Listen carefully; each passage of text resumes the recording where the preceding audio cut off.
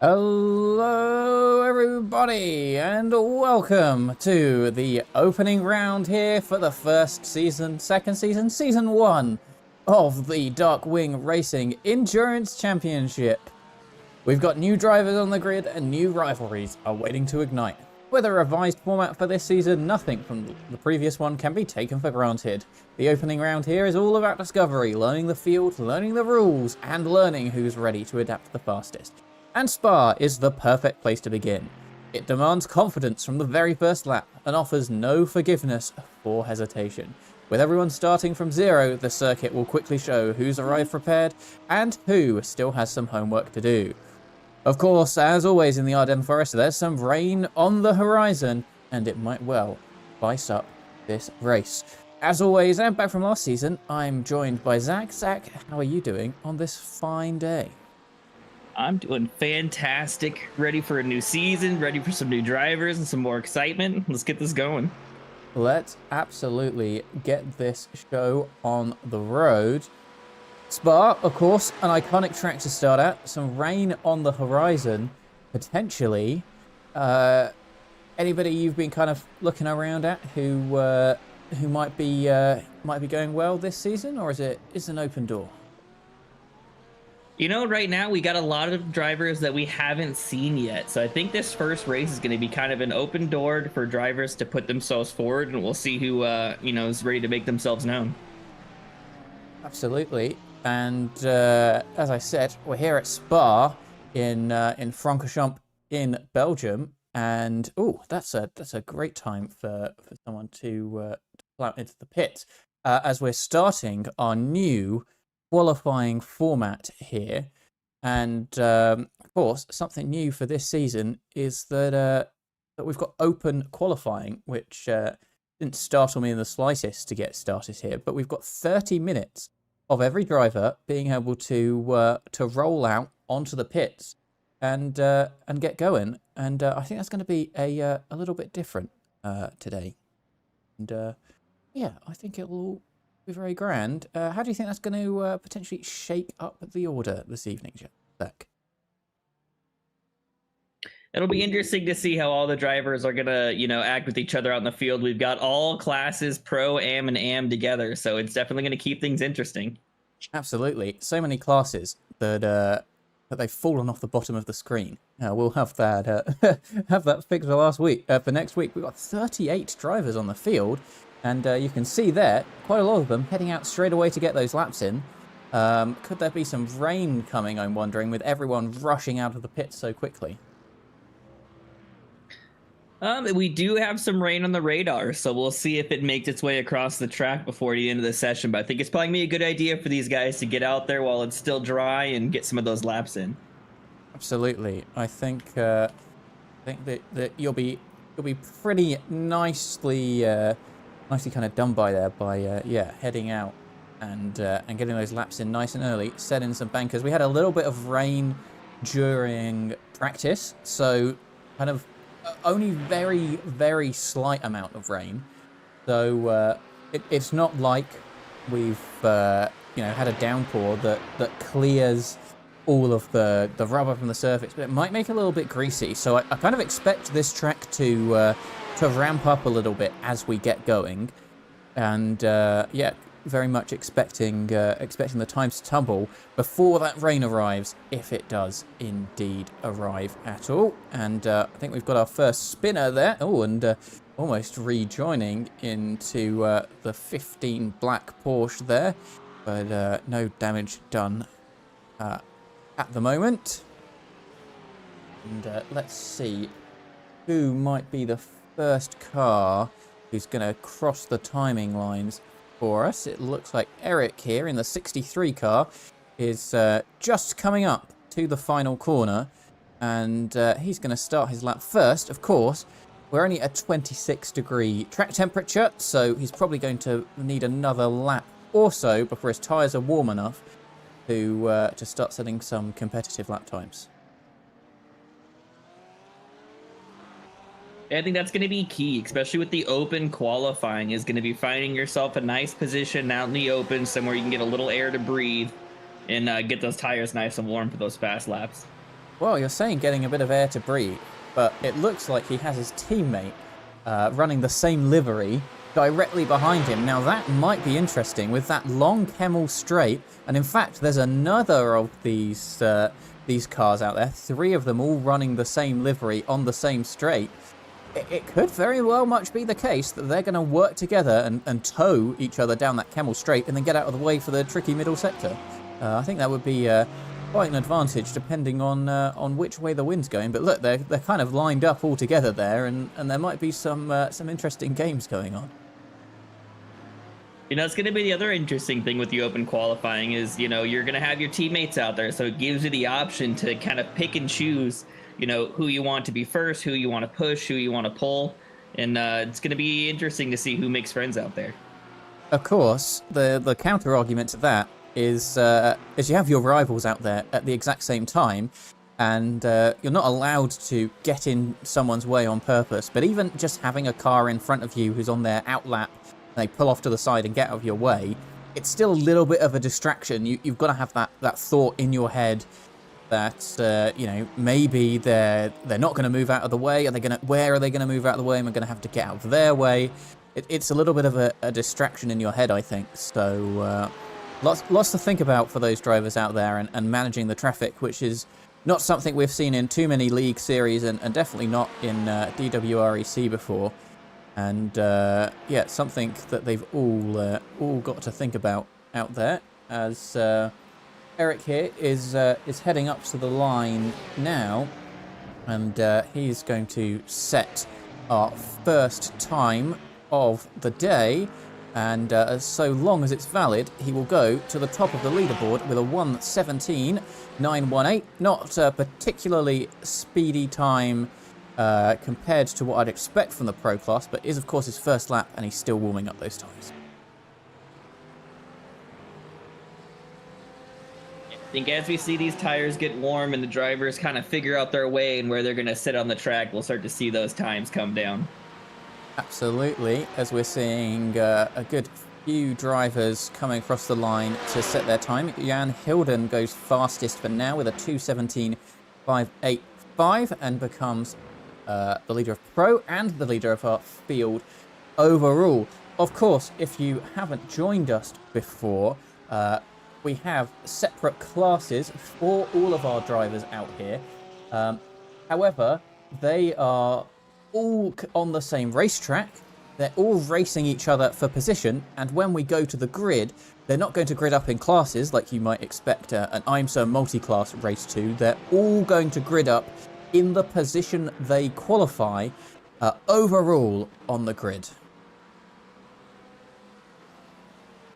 I think that's going to be a nice key difference in this race and in this league as well, is, you know, not having it separated out by class is definitely going to make these drivers have to, you know, do something a little extra to, you know, keep themselves in a right position, in the right spot on the track. Absolutely.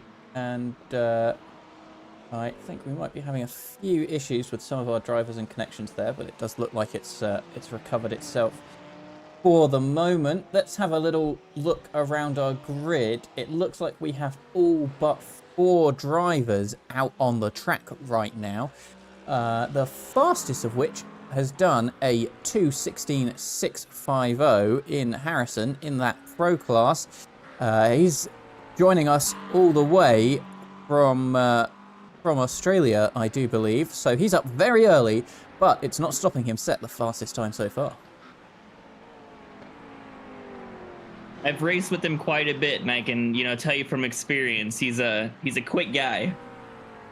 Absolutely, and he's definitely showing it out there in that McLaren. And yeah, there's going to be quite a lot of time variation, I think, because Timo Gartner goes 0.5 of a second behind Harrison. Then Vincent in the 46 car jumps in just in front of him by less than 1/10 of a second, and he's in the Pro-Am class. So I think some of these drivers with this open qualifying session are all taking slightly different approaches as to how they're going to get their speed up together as Harrison's about to cross the line to finish another flying lap. He's set the fastest middle sector of anyone. Is it going to improve his time? He does a 16.142 and clearly sets himself as the fastest driver so far today. But Timo Gartner in Sector 1 has set the fastest first sector of his class, and that's the pro class, the fastest class, but it's all going to be undone as he heads wide into the gravel, picks up a 1x, and certainly no lap time out there.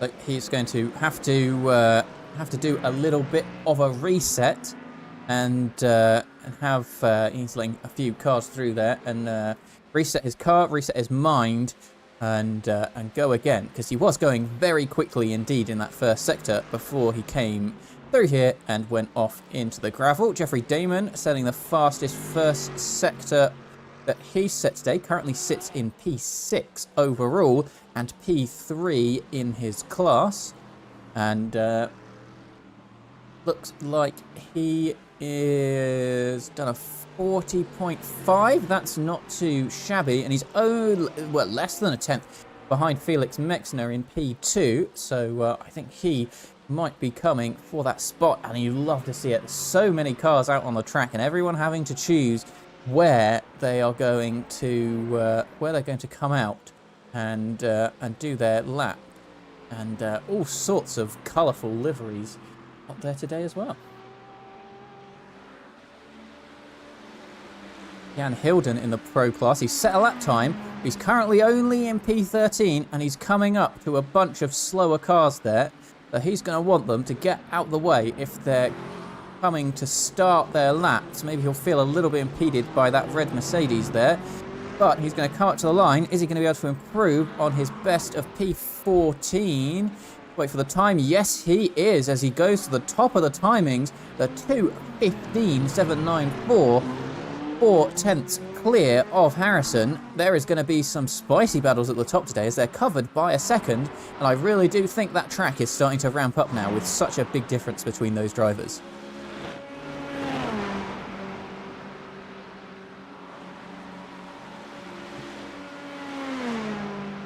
Still, 20 minutes remains for this track to get faster and faster. Let's have a look on board with Jan Hilden here. He's actually getting quite a nice tow down the Kemmel Straight, but it's not his personal best first sector, and I think he's about to feel like he's held up by that Mercedes, who lets him through, but maybe a little bit too late for his liking, and I think that Mercedes almost ended up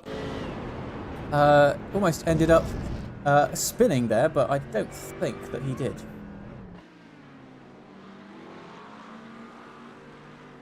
Let's have a little look now. One of our AM class drivers, new to the series, Max Patton. He's not on a faster lap. He has decided he's going to pull out of the way, as looks like we might be having a few connection issues with the session there. Let me try and resolve those quickly and see if we can't get all of our drivers back on board, as yes, we could for a brief moment, and we will try and choose a camera that isn't going to be flickering on off. There we go. There we have Jan Hilden, who I think might have backed out of this lap, as he has not set a faster middle or first sector, cooling his tyres down, ready to go again with still 18 minutes to go.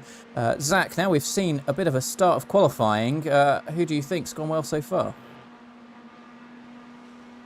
I mean, I've got to look out for my guy Harrison. I know, like I said, by experience, he tends to be a quick guy and he'll speed up over the race. Jan's going to be another good one to watch up in the pro class. I think it's going to be very interesting for me to see how the AM class shakes out as we go down as well, and see how those drivers have prepared themselves for this one.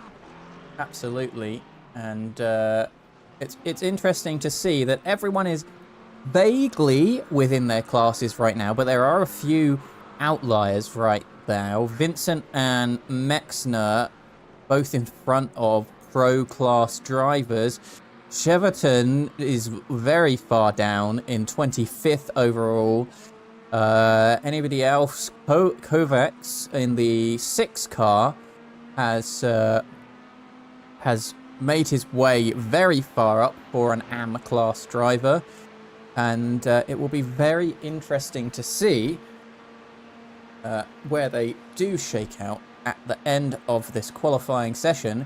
But nobody, it seems like, is waiting on anything. They will pop back into the pits for a fresh set of tyres and some more fuel, but then we'll go straight back out again, and nobody kind of sitting around.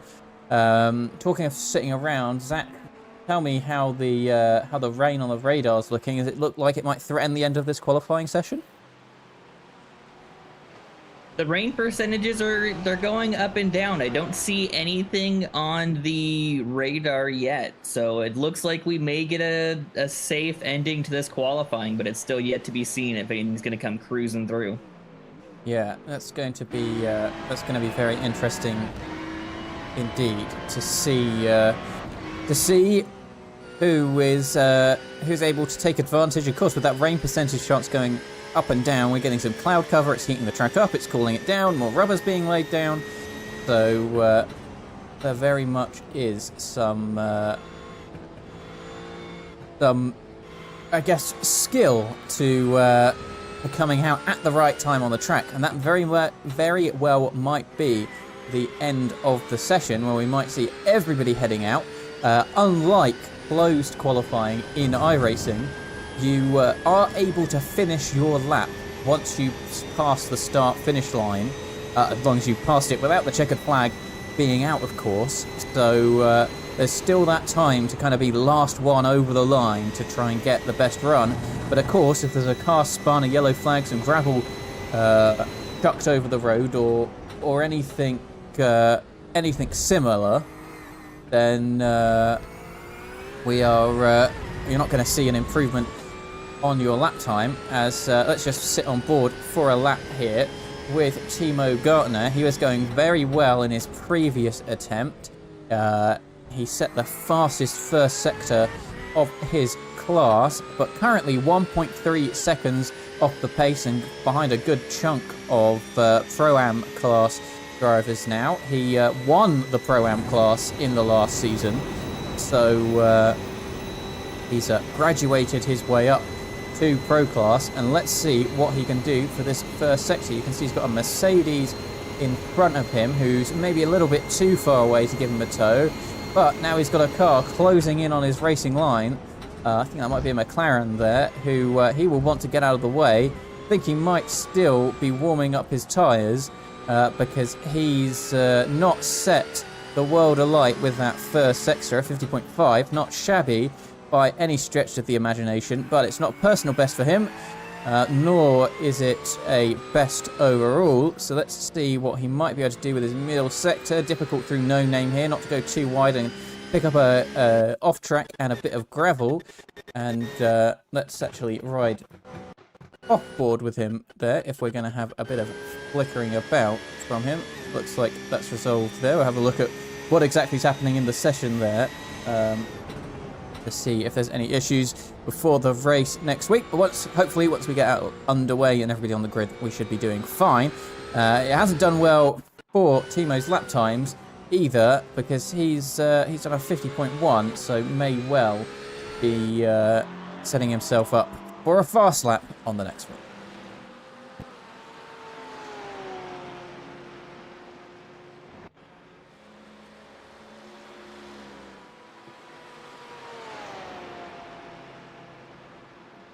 It's looking like most of our drivers are able to put down some pretty decent times here as their tires get warmed up and everyone kind of figures out their place in the track. I think we're going to have an exciting race in our hands. Absolutely. I mean, we're seeing quite the spread of drivers. I'm just looking at my track map, and I don't think I'd call a single part of the track particularly empty right now. Drivers absolutely everywhere.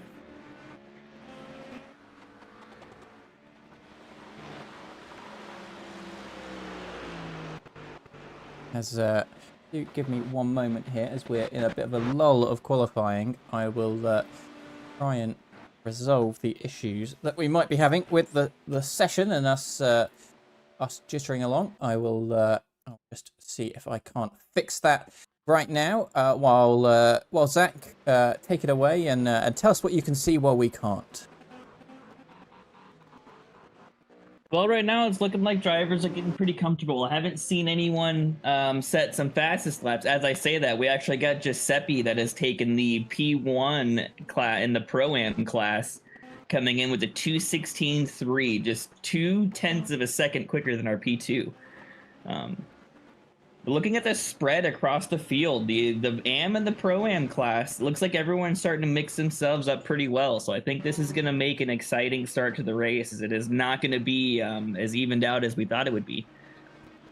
Absolutely, and still working for a moment on the blinking that we are seeing on track, but we will get that back with you in just a moment. Hopefully we can resolve those exact issues we're seeing. In fact, I think I may well have just found at least one cause of it, so we'll work on getting the screen back to you first. And no,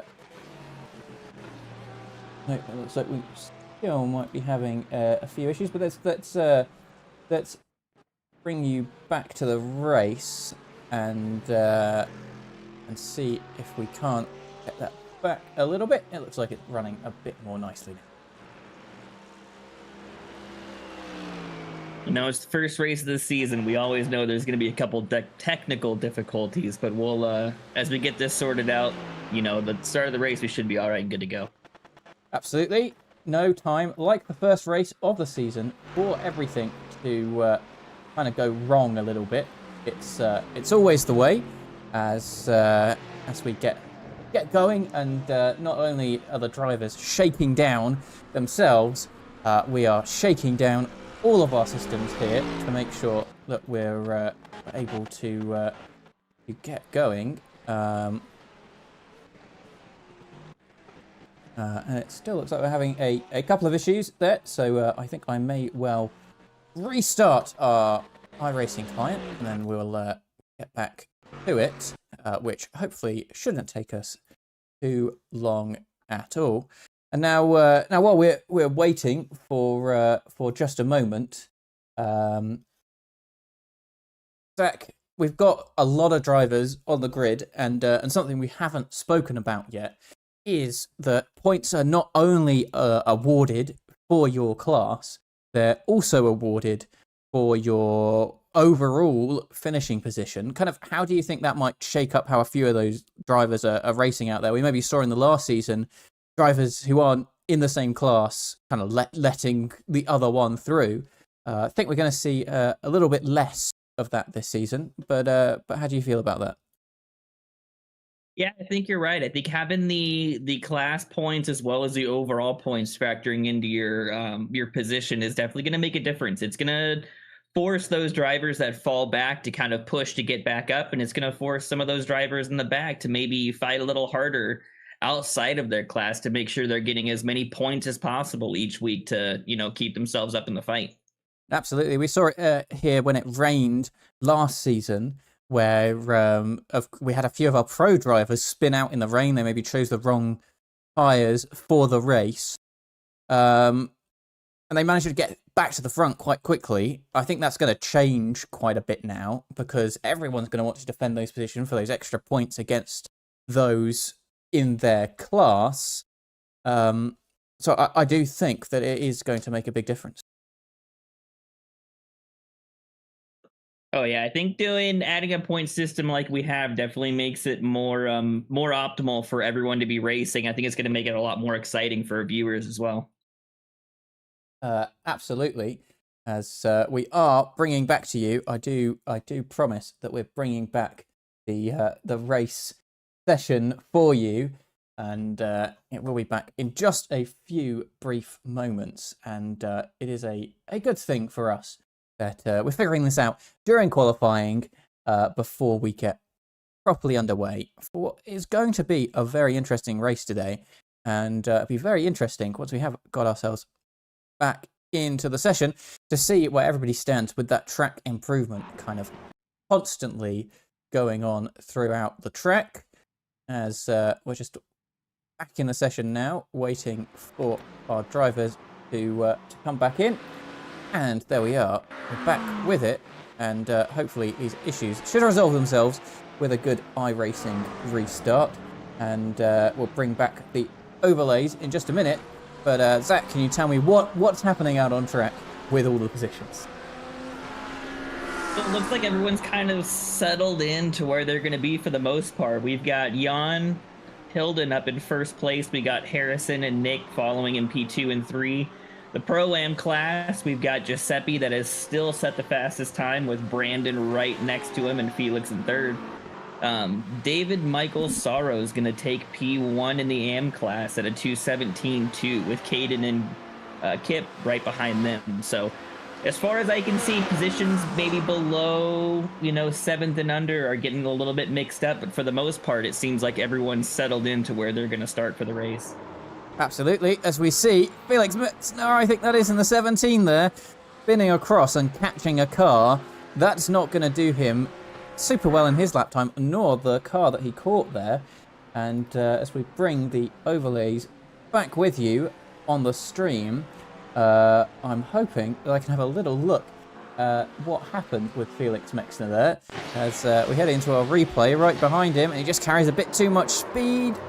He catches, I think that might be the number 15 car there, and I wonder if he will be a bit miffed if he was on a fast lap as well, because I think both of them are going back to the pit lane at this rate.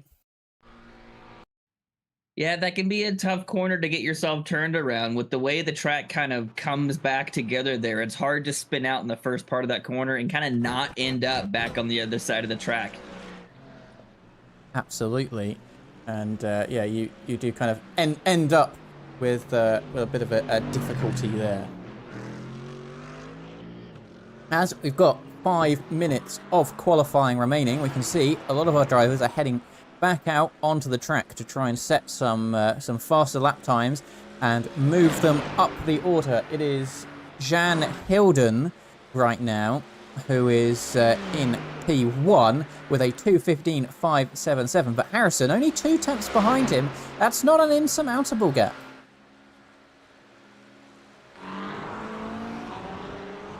I think it's going to be very interesting to see how this shakes up. We've got about 4 minutes left, so it's going to be just enough time for our drivers to get 1, maybe 2 laps in before this qualifying ends.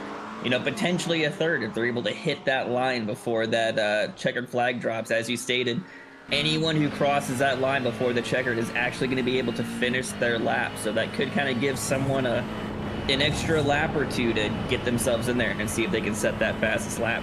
Absolutely, and as we say, Harrison is going to be somebody who wants to improve on that time, and he's heading through the first sector now. I think he's had a warm-up lap before this, as well as his outlap from the pits. He sets a personal best in the first sector to 40.46. Now, any 10th or 100th or 1,000th of a second he can gain, he will absolutely take, but he's pulling over and letting through a few cars, and he's resetting, it looks like, to the pits. So that's going to be end of his qualifying run. He did a good first sector, but yeah, it doesn't look like he's going to be challenging for pole position.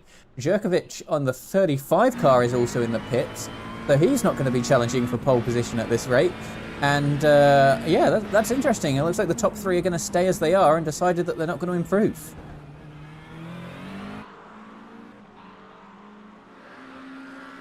Yeah, maybe taking this extra few minutes to get themselves ready for the race, take a deep breath, get your mind in the right place to, take home podium today.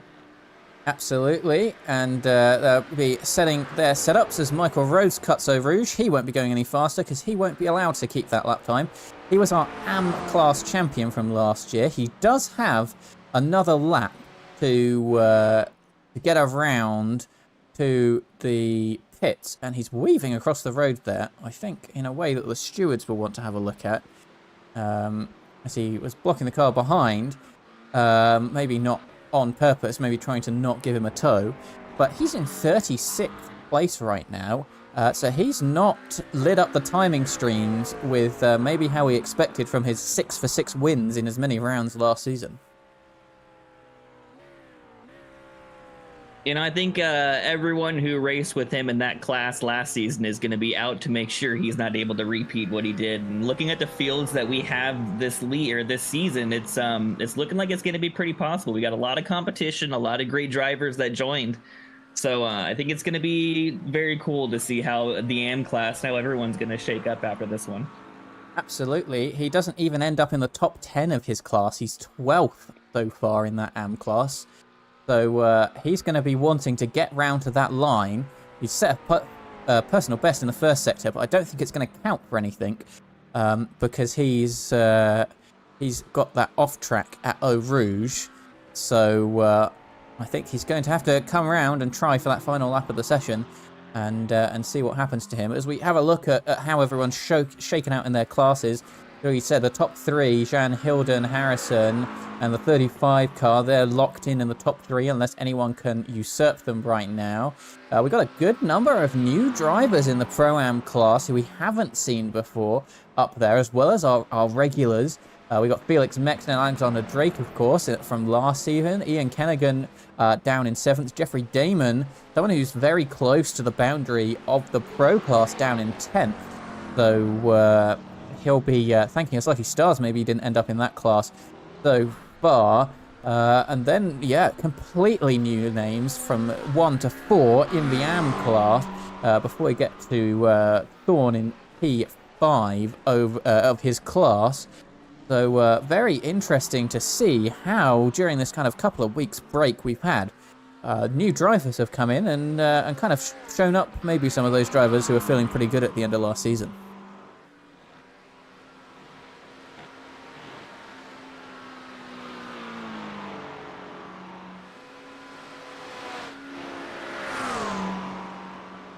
Now, to prove me wrong, Michael Rhodes is getting a lovely tow down the Kemmel straight off of the 78 car.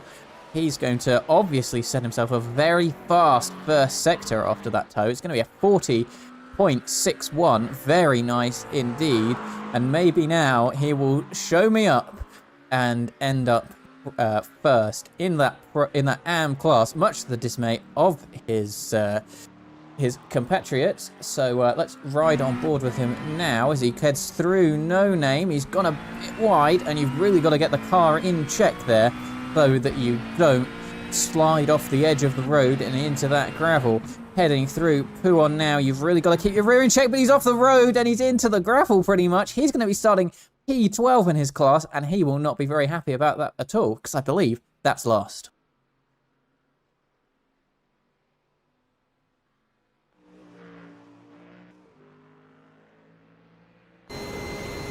So a look at still who's out on the track. Felix Mexnay set a fastest personal best for the first sector, fastest personal best for the second sector. He's gone very wide there and he's struggling to get the car back on the track, and I think that's going to be an off track for him.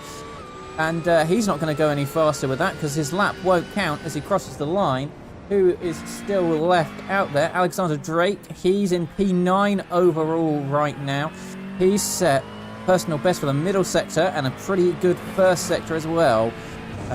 We've got Vincent number 46 who set the fastest middle sector of any car out there today, not only of his class, any car whatsoever. So we are going to have to look at Vincent Squibb and see what he's doing. I think he might be behind Drake. Yeah, he is, but only slightly. So let's see what Drake can do as he comes up to the bus stop chicane. What can he do to come across the line now? He comes through number 1, going very wide there. Comes across the line, and he's going to improve, or is he? As he crosses the line, he doesn't improve on his lap time, stays P9 overall. Vincent Squibb right behind him goes up to P5, a very nice showing for him, and gets himself in front of 2 pro drivers. I'm definitely going to be watching Alex this season. We remember last season he was having quite some bad luck in the races. He'd get some really good starts, maybe do some good middle races, but he always seemed to find himself either in the middle or the only one having the accident out there on the track. So hopefully we can see him keep it out there, finish some races, and get himself up there in the positions.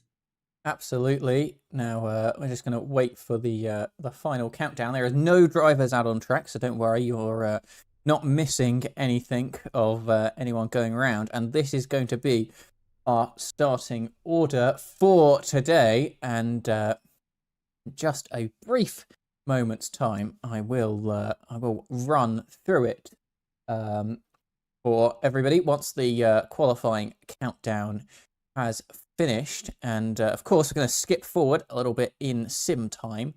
So all the chance for that radar to light up with some blues and some greens for rain, but it's looking pretty sunny out there right now, actually with quite a bit of a wind, it looks like. So not exactly sure what direction that wind's going, but if it's down the Kemmel Strait, then it is certainly going to be enhancing that slipstream effect. And that's maybe why Michael Rhodes had such a good first sector, because he was mixing up with the pro times there after getting that Porsche tow.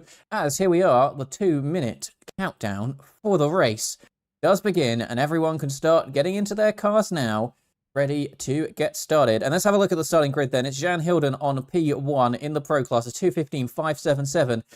Harrison Brinker couldn't get any closer in P2. It's going to be the number 35 car of Djokovic, who's starting up P3 with a 2:16.1. And it's going to be, sorry, I just missed it there, in P4. But they're in the Pro-Am class. It's going to be Vincent Squibb, who starts P5, and Lindsay in P6 in the Ford Mustang. Then tiling in P7, it's going to be Gebhard and Mexner, both of Pro and Pro-Am class, respectively. Then it's going to be Alexander Drake, who lines up in P9 with Workin in P10 in the Pro class, starting a little bit further back than his other rivals. Sheik and Kovacs are going to be in P11 and P12, starting off a very good for our Hammer class driver. And it's going to be Walter in P13 and Kennigan, who lines up alongside him in a monster liveried car. Having a little look further down the grid, it's going to be Wadsworth in P15, followed by the 181 car in Pro, starting very far back for that Pro class today. Timo Gartner also starting far back in the 911 in Pro, joined alongside him by the 423. Then we're looking at the 017 and the 13, starting in P19 and P20.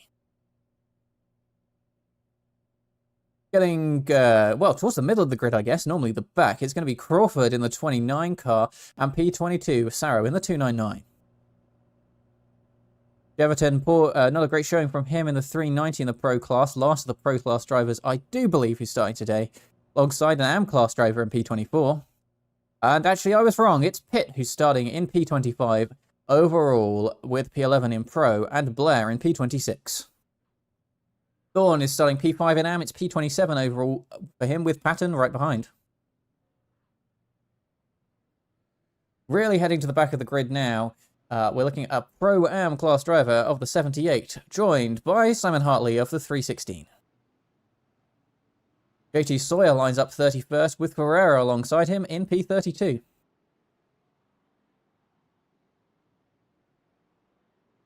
It's going to be our AM class driver in P33 in the DWR Porsche, joined by the Pro-Am driver of Hamilton.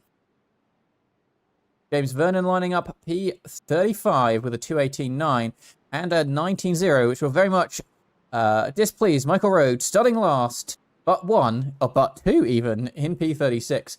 P37 for Garcia and P38 for Andy Keane. And there's even more drivers on the grid. We have Lee, who didn't qualify, starting P39, and Heinrichs, who also didn't qualify, in P40. And that is going to be our grid. Once and for all, I wasn't expecting so many drivers. I thought we were at the back of the grid about 5 times there. Yeah, it looks like we got a lot of people hitting the green today, so this is definitely going to work out for us as far as an exciting race goes. We'll see how everyone's able to take this green and who's able to pull away. Absolutely. Look at all of those cars as they're all blinking in and out. I do apologise, we'll get that fixed for next week, but they're all back now, ready for the green flag. It's going to be Jan Hilden, who's starting this race today from pole. He's going to be wanting to get in front of Harrison there as they all come around the final corner, getting ready to go, and it's green flag, green flag, green flag. Let's see if we can't get our drivers back as we get underway, as they're all bopping in, a little out, a little in, and hopefully that should normalise. But I think it is still Hilden who leads the way. He is on the inside, but they're side by side as we head down towards Eau Rouge. They are inseparable, but one of them is going to have to back out. Otherwise, there is going to be a horrible accident on the lap 1 of this race. And it's Harrison Brinker who takes the lead up Eau Rouge.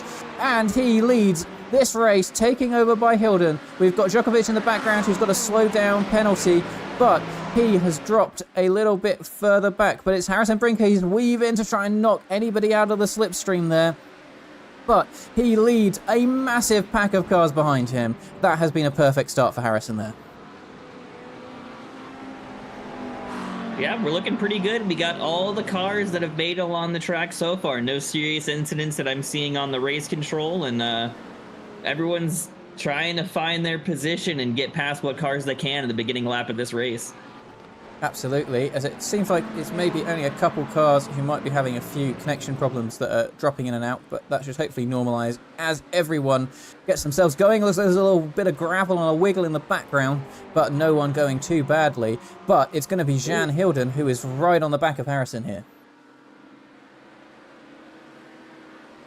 And he is... Oh, and there's a car off in the background. They've gone into the barrier. I think it's Daniel Kovacs there. He's into the gravel, into the barrier. Yellow flag in Sector 2. He is really dropping down the order, so I think that's going to be him. We'll go and have a look back at that incident in just a moment. Max Patton, I can see, has had a crash as well, I do believe.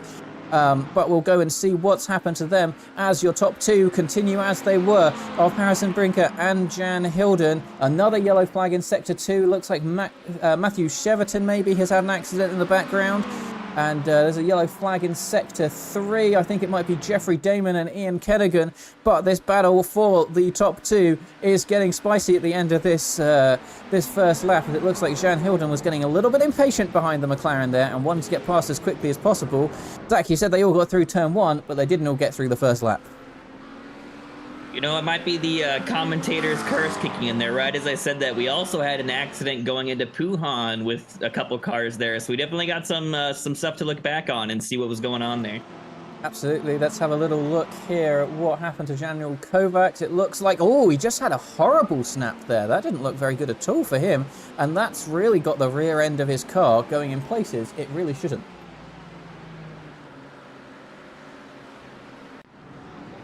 And he is back in the pit lane. As it looks like we might still be having a few issues with the session there as everyone's so close together. We'll try our hardest to get them back together, but Jan Hilden looking around the outside there as he gets up behind Harrison, but no way round just now. And these pro drivers are really pulling away from the rest of the pack if they've got that Pro-Am kind of giving them a bit of a buffer, I think.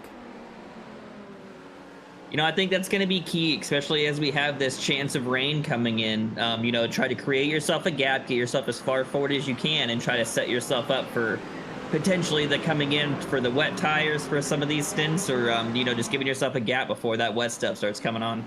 Absolutely, I don't disagree with you, but it's going to be the 34 car right now who is holding everybody up there, and that's kind of going to be interesting for the rest of the race because he's got like 6 or 7 cars behind him, and that's going to make a real difference.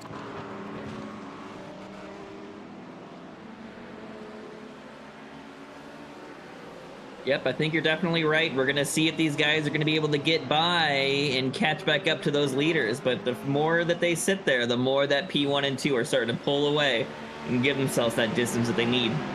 Absolutely. 4 seconds is the difference now, which is quite significant after 2 racing laps. And it looks like the 78 car might have had an off in the second sector. Few cars making their way back to the pits via towing and not under their own steam.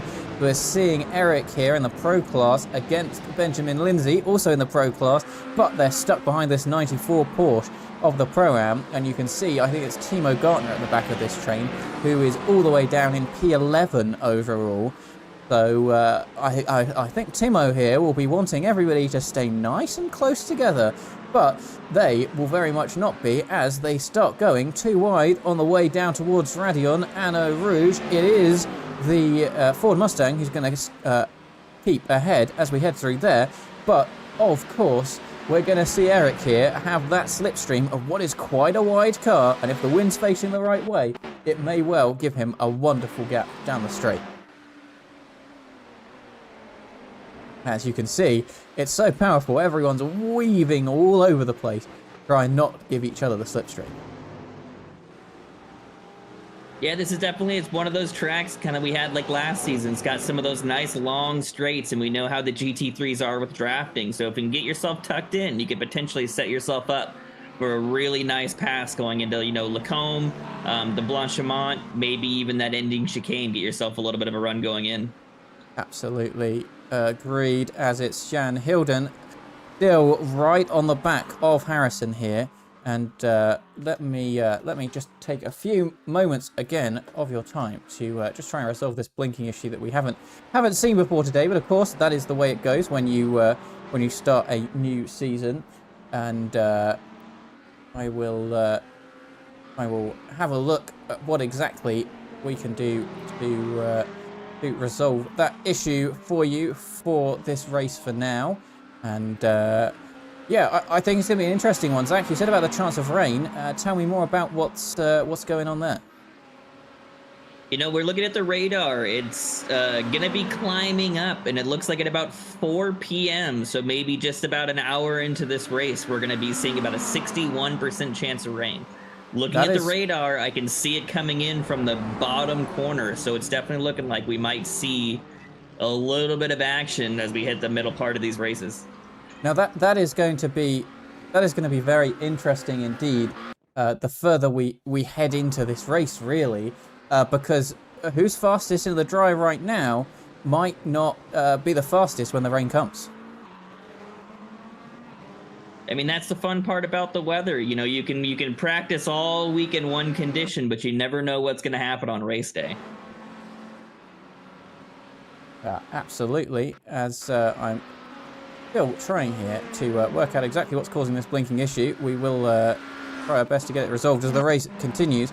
But yeah, as you say, it's going to make a real difference. And talking of the real difference, it looks like our leaders here might be coming up on their first lap car, which when they're so close together, less than a second the gap, you know, if you can get past a lap car safely, you can probably add another second to that lap if the guy behind gets stuck. Yeah, you're definitely right. I mean, you never know. Is the guy that they're approaching, was he maybe quicker than he seems and he just had an accident on that first lap? You're never really going to know until you hit that driver and see what happens. Absolutely. And indeed, let's have a look here at Thorne in the 51 car. He's in 21st and following a car with damage who lets him through. Quite a lot of damage on the front of that car, actually.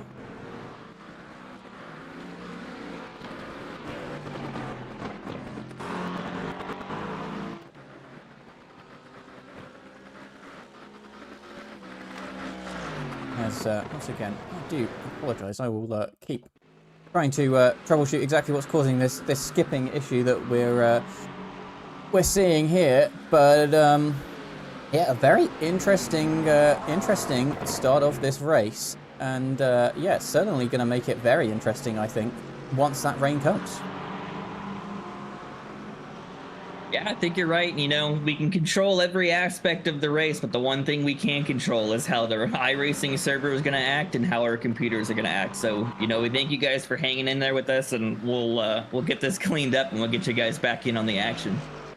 Absolutely, as we will try our best here, as yeah, it appears to be that potentially an iRacing server issue there that's causing all of these drivers to blink in and out. I don't believe that's appearing on the screen for all of our drivers out on the track. It might just be us as watching here. So we are looking to do what we can to try and mitigate that for now.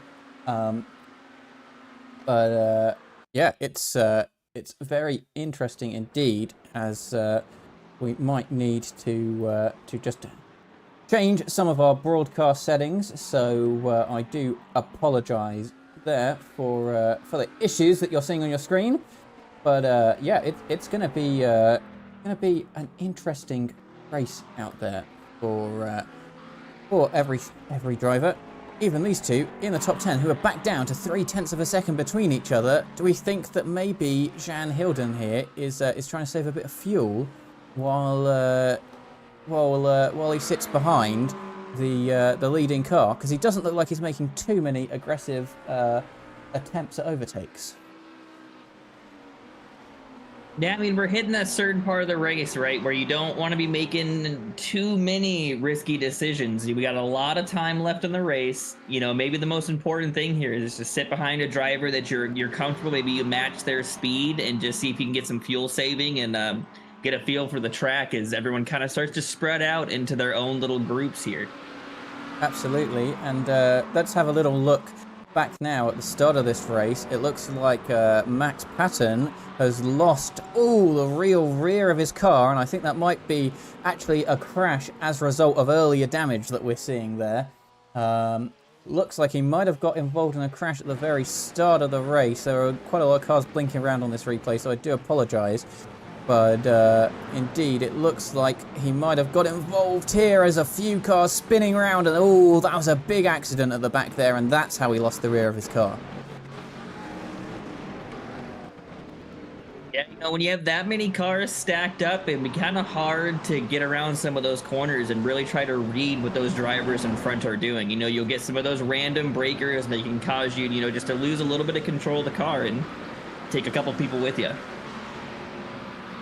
Absolutely, and looks like as well we had Jeffrey Damon there who went for a bit of a spin. We got Felix Mexner as well, who looked like he was carrying around. He had a car in front of him spin off, and that's how he lost his front bumper. That has not done him well at all. I want to go a bit further back if I can't. No, I can't, but yeah, that's how he lost his front bumper. Very unfortunate for him. And looks like he might have had a bit of a collision later on in the lap as well. He's got his front bumper back now, but have those cold tyres hurt him a little bit as he comes round here. And he's into the gravel, but no, it doesn't look like he had an accident. No, he's pulled over to the edge of the road. He might have had some wheel damage that he didn't get fixed there.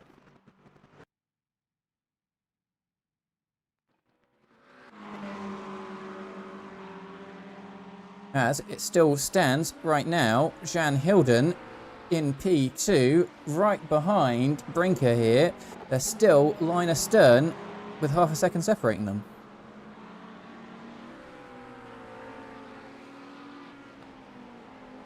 Yeah, it looks like those guys are kind of battling back and forth for that fastest lap of the race so far, but I think you're definitely right. They're kind of sitting with each other. They're both going about the same speed, so, there's really no reason to battle too hard. Just kind of cruise on. They've got a nice lead and save that battle for the last part of the race.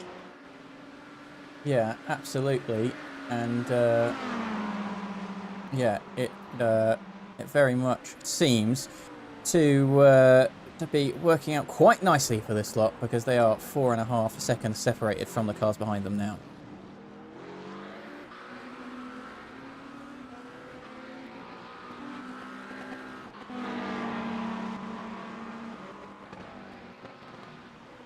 It's looking so far like we've got a couple pretty good groups of cars coming on here. P1 and 2, Harrison and Jan, are kind of pulling away from the rest of the group, and then from there on, we've got a group of another maybe about 10 or 15 cars that are riding together. Now, that could make things easier or more difficult depending on that rank of drivers. It looks like a little mix of some Pro-Am and Pro drivers. So we'll see how they hang in there. But other than that, everyone's kind of starting to spread out, group up with maybe a couple drafting buddies, and just kind of get comfortable and make sure that you're going to be able to stay safe for the rest of the race. Especially for some of those drivers that may have already used that fast repair that you get. It's definitely going to be key to keep it safe the rest of the race, because you do not have that little buffer that you get when you don't have to wait for those repairs. Absolutely. And looks like Jean looking around the outside there, but not going anywhere at all with it.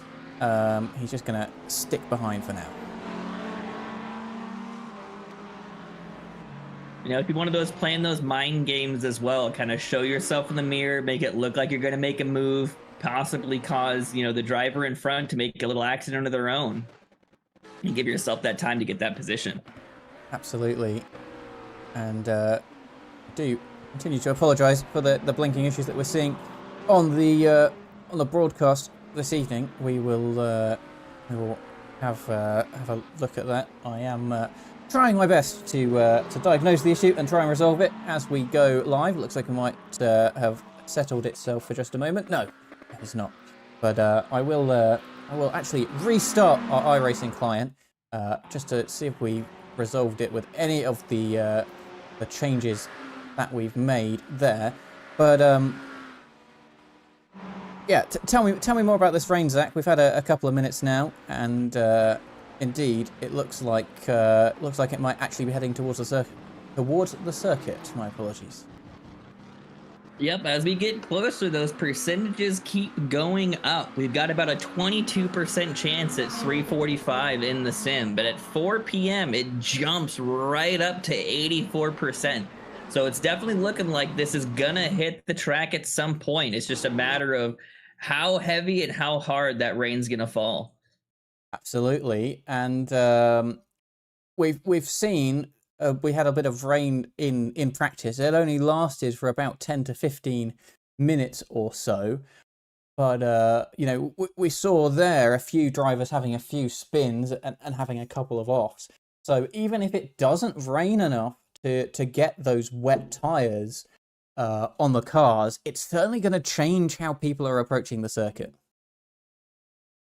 I think you're 100% right. And the one thing we have to factor in here is, you know, as this track gets more used up and that rubber gets laid in, when that rain hits, it's definitely going to make it much more slick, much quicker than you'd normally see on a fresh track. Absolutely. And of course, it's you can just ride over all of the marbles pretty much as soon as you get offline, and your brakes and all your steering wheel will really do a hell of a lot to save you from it. So it's going to be very interesting indeed to see what happens when the rain hits the circuit.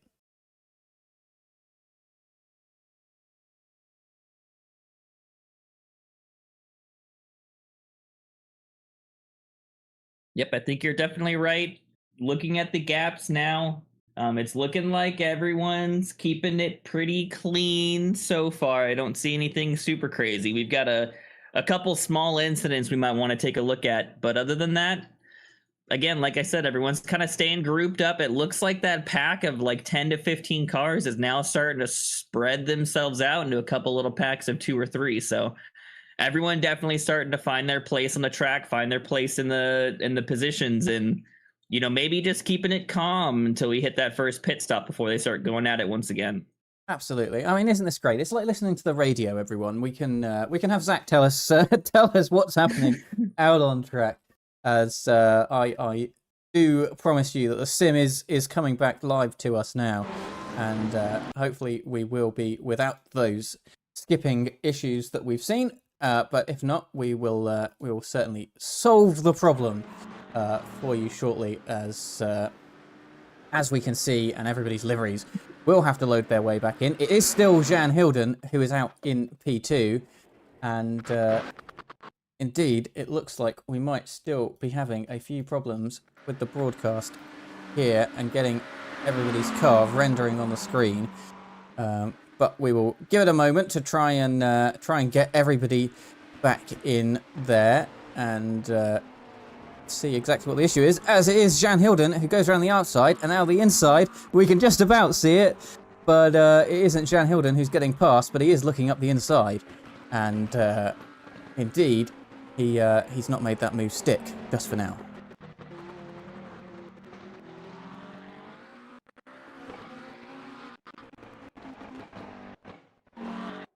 Yeah, it looks like Harrison's definitely giving him a run for his money, making that car as wide as he can and keeping him from passing.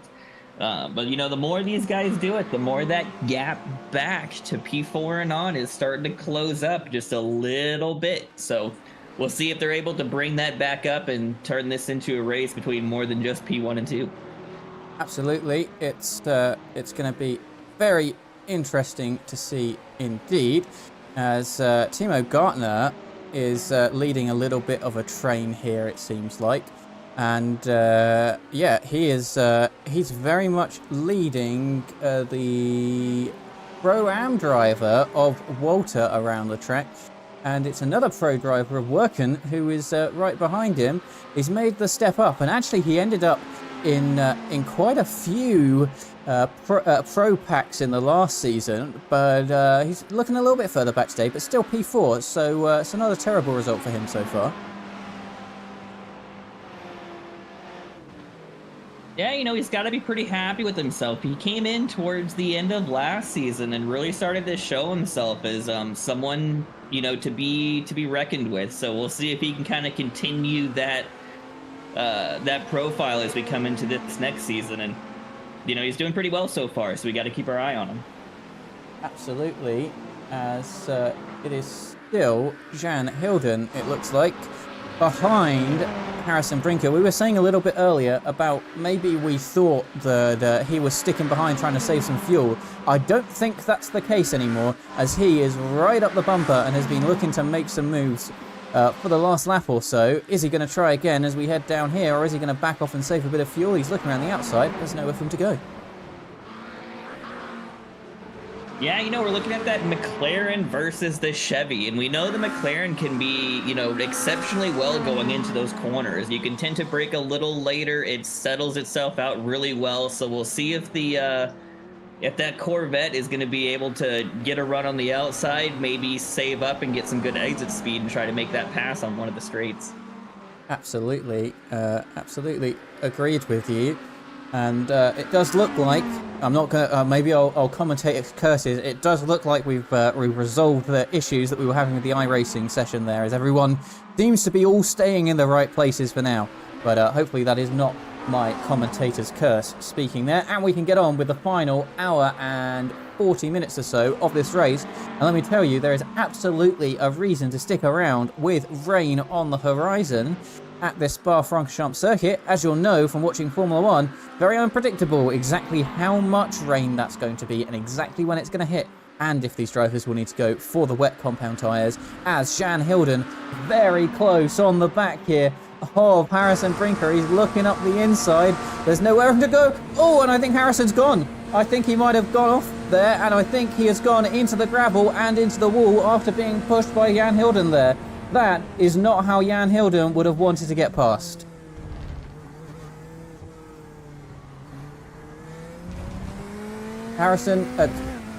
Zach, tell me what you've seen of that, as I unfortunately lost my race control, but actually I can find it right now and see exactly what happened from above.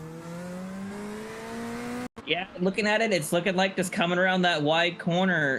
Jan might have just gotten a little bit close and kind of scooped his back end around. Indeed. Now, he did blink out there, but I don't think that was us. Harrison is joining us from Australia, so that might have been his blink, but it looked like the accident happened way before then, and that looked very unfortunate indeed. I want to see another clip of that and see exactly what happened. Jan Hilden right behind in the 10 purple car, you can see, and he just kind of clipped his corner, and yeah, he went into the barrier and has lost his front end, and that's a hell of a lot of damage for Harrison there, and I wouldn't be surprised if this affected the wheels of his McLaren as well. Oh, 100%. He's pulling into the pits there, and it's going to force him to have to take that, you know, that fast repair that we were talking about. I think it's definitely going to be something the stewards are going to be taking a look at the end of this race. Absolutely. Well, that has released Jan Hilden now. He's 3.5 seconds in front of Rusner behind, but he's got no pro-class rival back for another 4 seconds or so. But yeah, that I know from talking to Jan, that's not the way he wanted to get past, and there might have been a little bit of netcode involved there, potentially, but yeah, that's obviously done horrible things to Harrison's race, who I think he might have left the pit lane now. I can't exactly see where he is. I think he's in P25 overall. I don't think he took any fuel. I think he might have just taken that fast repair and driven straight out.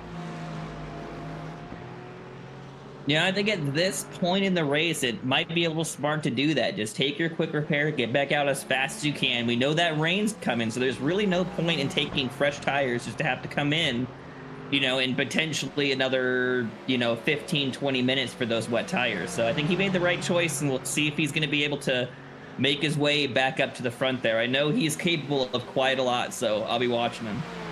Absolutely. As we've got Gabbo here in the 017 car, he is fighting with Wadsworth. He's in his class of the 226, and he is fighting for position. But they're two very different cars you've got there. You've got the Porsche and the Aston Martin, neither of which are particularly well known for being the fastest on the straight, but the Porsche can always get that great exit out of a corner. So I think that's what might be keeping him behind for now. And of course, different from last season where we had different rounds with sprint and endurance fuel. For this race today, every car is at 70% fuel, so a little bit more than last season, so we can expect them to run reasonably late in this first stint, maybe approaching kind of an hour and 15 minutes to go or so before they need to come into the pits and pick up some fuel.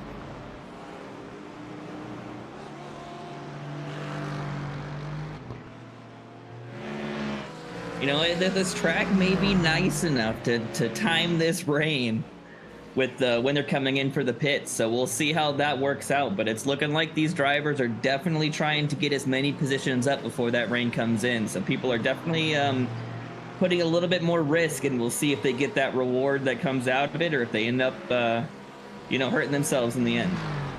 Absolutely agree with you there. And now that we've re-established our position on the track, as in that we can see all of the cars and they're all staying in the right place on the racing line, we can bring you some information about what is happening out there on the track. If we have a little look at the gaps here, all the field after 30 minutes. The top 15 or so are all within 20 seconds-ish of the leader, Jan Hilden, there. And maybe I've cursed us by opening up that more information. I'm going to very quickly close it back down again and not think about it and not do that as we'll get our cars back on the screen in the right place. But indeed, it's all still looking like a pretty close pack. And as we can see from our screens here, if we head up to how many cars in front are we looking? We're looking quite a few cars in front, all in this kind of little train here, maybe even as far forward. I think Crawford might just be out in front of this train in that yellow and blue Porsche. No, he has got Djokovic behind him, so I think he might be the leader of this train. As we can see, yeah, they're all kind of filtering through. They're not really stuck behind each other, but they are kind of all just living with each other along the racetrack, which is very interesting to see. Kind of like little two cars, and two cars. I do wonder if there's a bit of a strategic game here to try and last on their dry compound tyres for as long as they possibly can by saving fuel behind another car. It looks like Thorne made a little bit of an acceleration mistake coming out of T1, spun himself on just the exit of the pits, was able to kind of keep himself off the wall, didn't take any other cars with him, but that's definitely going to hurt his position on the track. Absolutely, and he was right in front of his teammate in the fellow Mercedes there. But yeah, it looks like he did a little bonk of the wall, and quite an excruciating turn there, I think, because you've got to wait for everyone to come past you before you can get going again.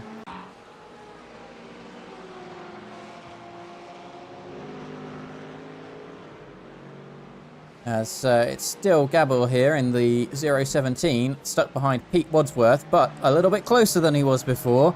And let's see what he can do. There's not a massive amount you can do in this kind of end section of the track, apart from set yourself up for a pass into the bus stop chicane.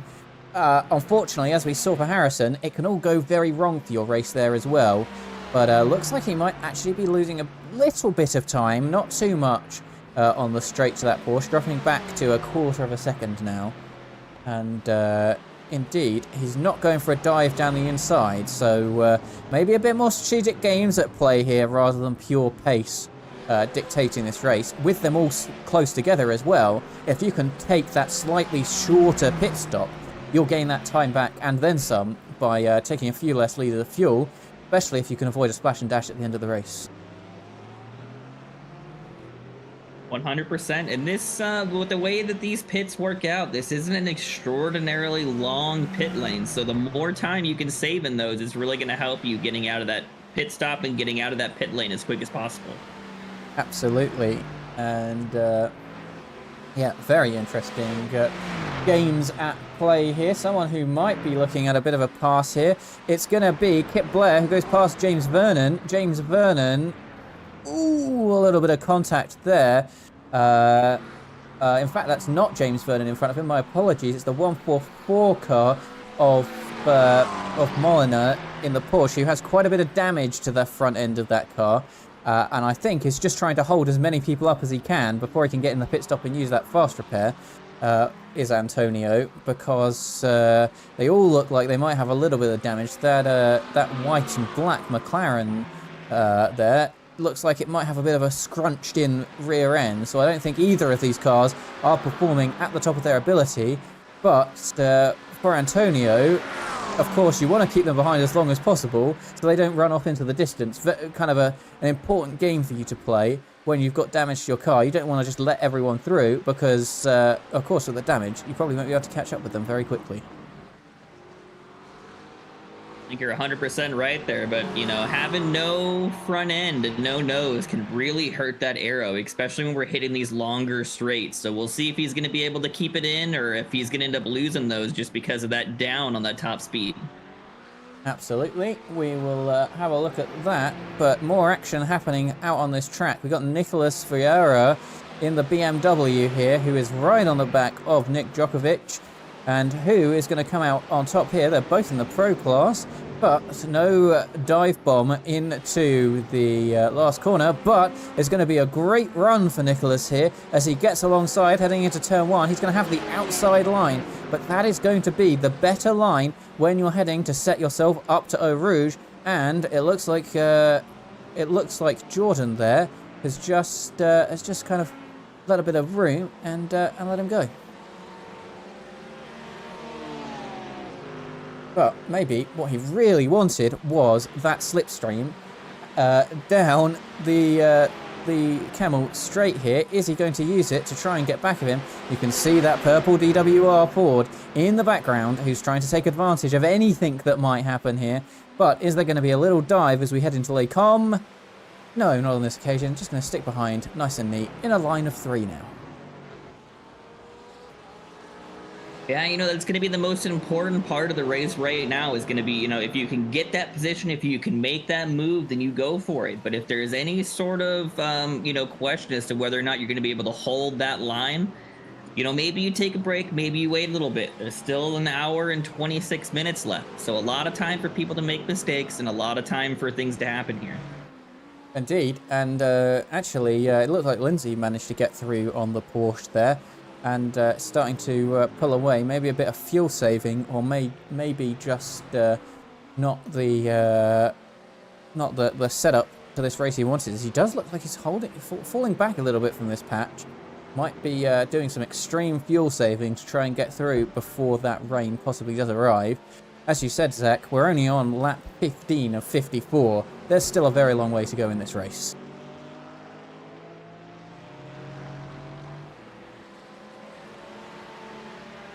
And let's cast our minds back to last season, where we were running a wet track that was drying. We're going to have a different time here of a dry track that is getting damper. I think it is going to be interesting to see, especially on those worn tyres, mainly who can keep it on the road. I know a few of these drivers out here really can make a kind of wet dry transition work for them.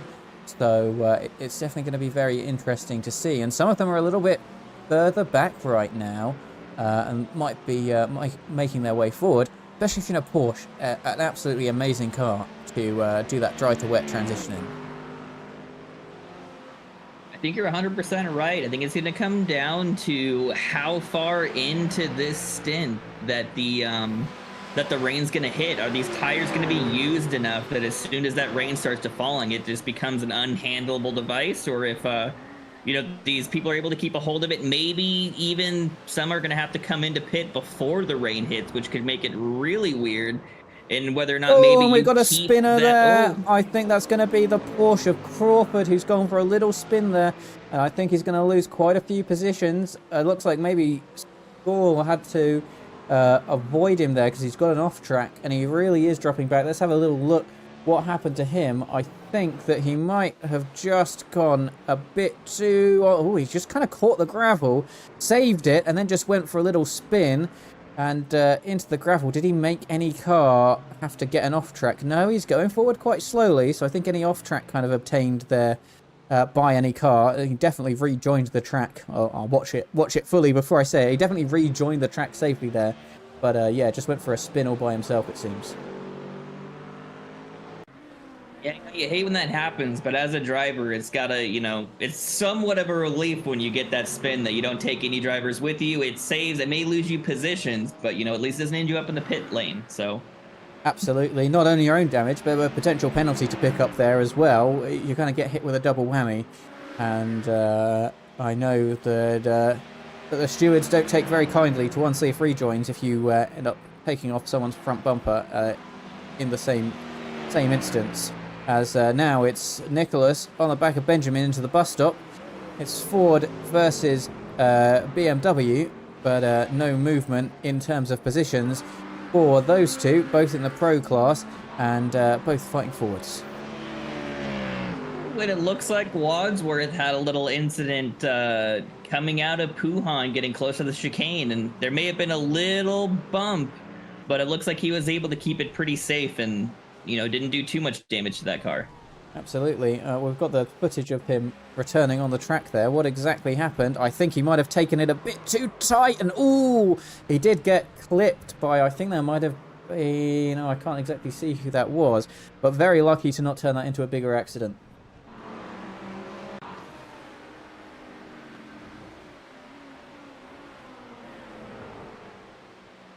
Lucky for him, it was when they were coming into the pit, so it looks like we're having the first round of people coming in, so it's definitely going to be interesting now to see whether people are taking fresh dries until this rain hits, maybe staying on those used tires, but I know Spa can be quite hectic on that rubber, so might be worth taking a new set until that rain hits.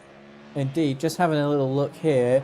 Looks like we've got Alistair Hamilton, Jeffrey Damon, Pete Wadsworth, Jordan Crawford. They all come into the pit lane. They're our first kind of regular pitters, I guess. They're not, they're not pitting for damage necessarily. Although in the case of Wadsworth, there he did have a bit of damage to his car, but he will get it fixed for free, essentially with that fast repair.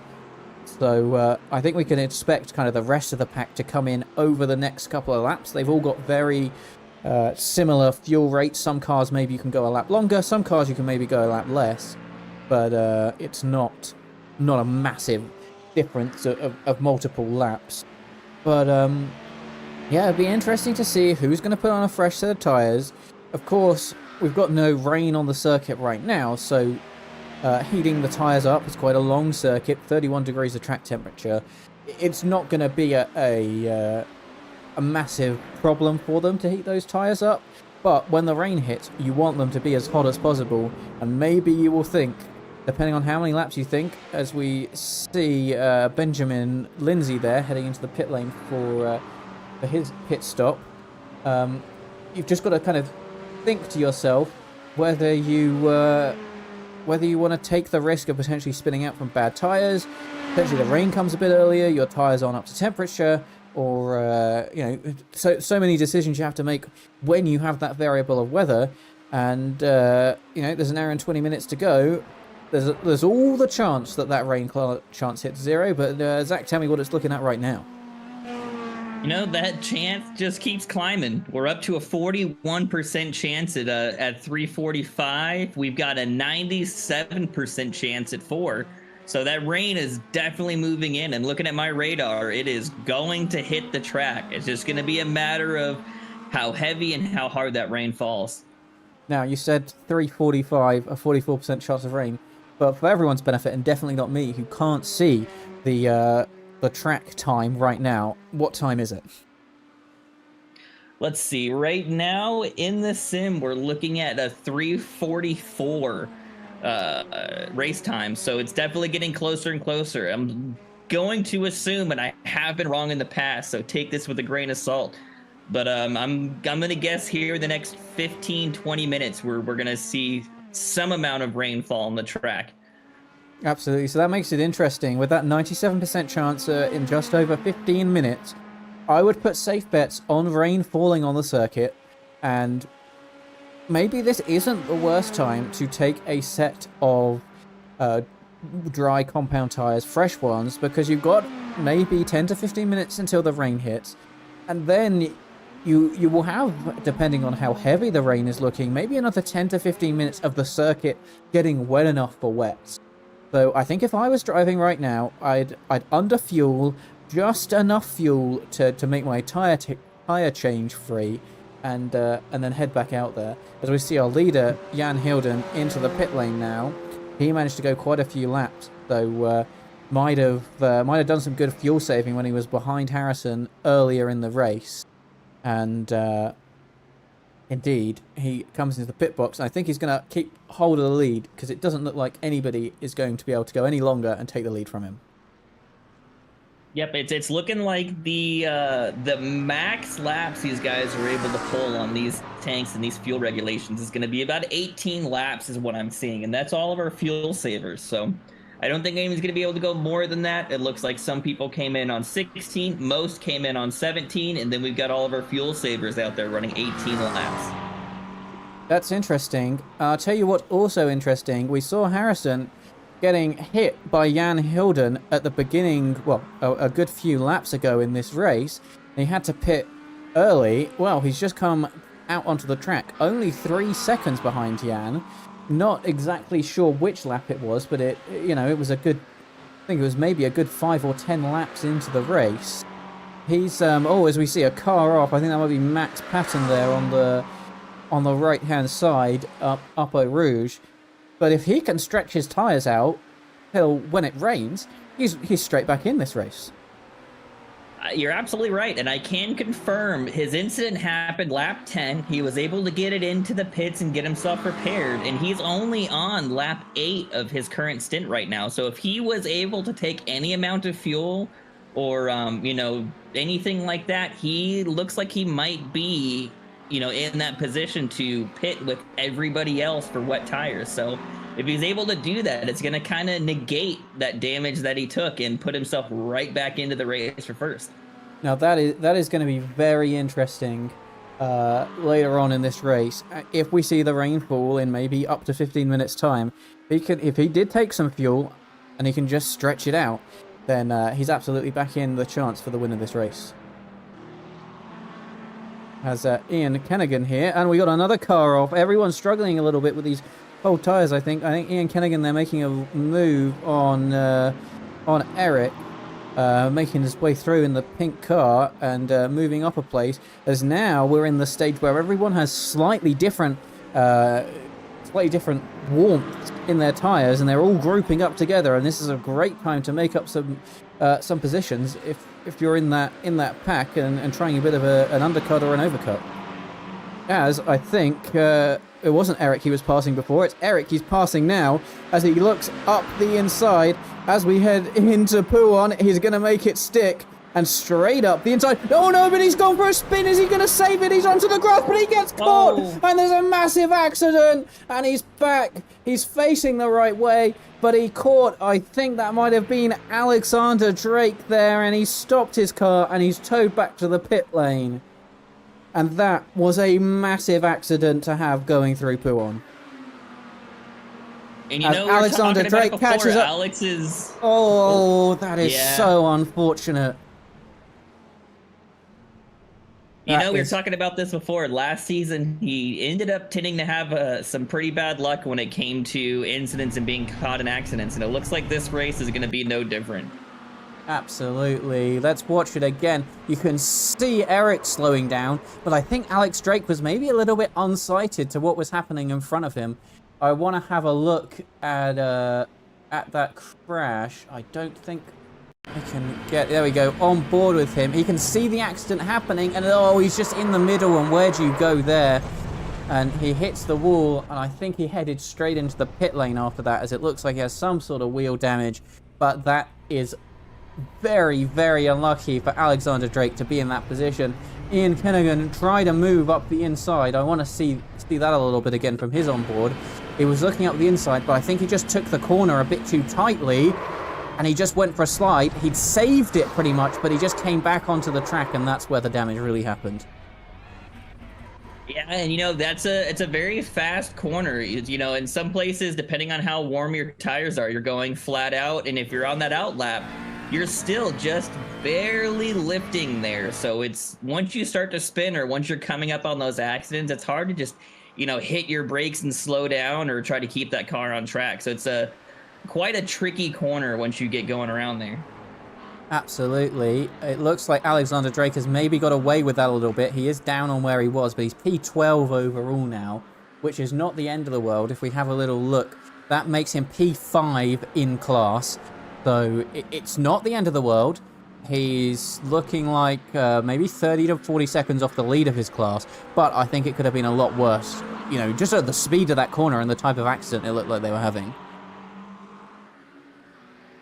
Yeah, with that corner, sometimes you can get lucky, and if you just barely graze the wall, you know, it won't give you too much damage. I didn't see a meatball on his on the standings there, so it looks like he was able to get away and get himself in and out of the pits quick enough that he was able to save that. He was on his out lap, you know, so he had fuel, he had tires, so really all he needed to do was pull through, get that repair, and then get himself back out there.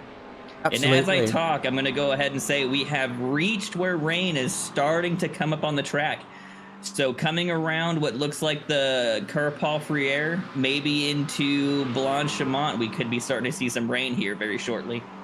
Absolutely. Well, we'll keep our eyes peeled on the TV cameras here and see. We had the drama before the rain fell. Blanchimont and Pouhon around here can get very dangerous in the wet, especially when you're on dry tires. So I don't think that's the last victim that those corners have claimed. And indeed, let's see what happens as that rain potentially begins to fall. And I can confirm around Rivage into No Name and Pouhon, the rain has started to fall. So we'll see how long it's going to take for these drivers to get in here and get wet. So I can almost guarantee it's going to be a necessity, as this rain looks like it's only going to get harder for at least the next, you know, maybe 15, 20, maybe even 30 minutes on this track. So 100% we're going to see people probably in the next 3 to 4 laps coming in for those wet tires. Absolutely, and someone I think this has worked absolutely well for is Harrison Brinker, and we can see it on our screens now. We can see the rain has just started to fall, and Harrison, I think here, I think despite his very unlucky accident, he's still in a very good position with the rain starting to fall now. You're 100% right, and I'm wondering if he made that decision going into the pit to take that quick repair, if he saw that coming, saw the amount of time he had left, and it looks like he took potentially either a full or close to a full tank of fuel, maybe some new tires to get him to this position. So he's done himself quite well for the position he was put in to keep himself right back in second. He's 2 seconds behind Jan, so the race is definitely back in it for him. Absolutely. Of course, you kind of get what if you're doing a full tank of fuel. You get a good 30 seconds or so where you're able to hop out of the car and look at the radar, and yeah, you're right. He might have had a look and gone, right, okay, well, I'm going to sit and wait for the full fuel, maybe get some new tires in here, and kind of sit it out and see what happens. Yeah. And looking at Alex, he only dropped back to 5th in his class. So he was able to keep himself up there, get himself straightened out and repaired. And he's making his way back up to Jeffrey Damon in P4 to get some of those positions back.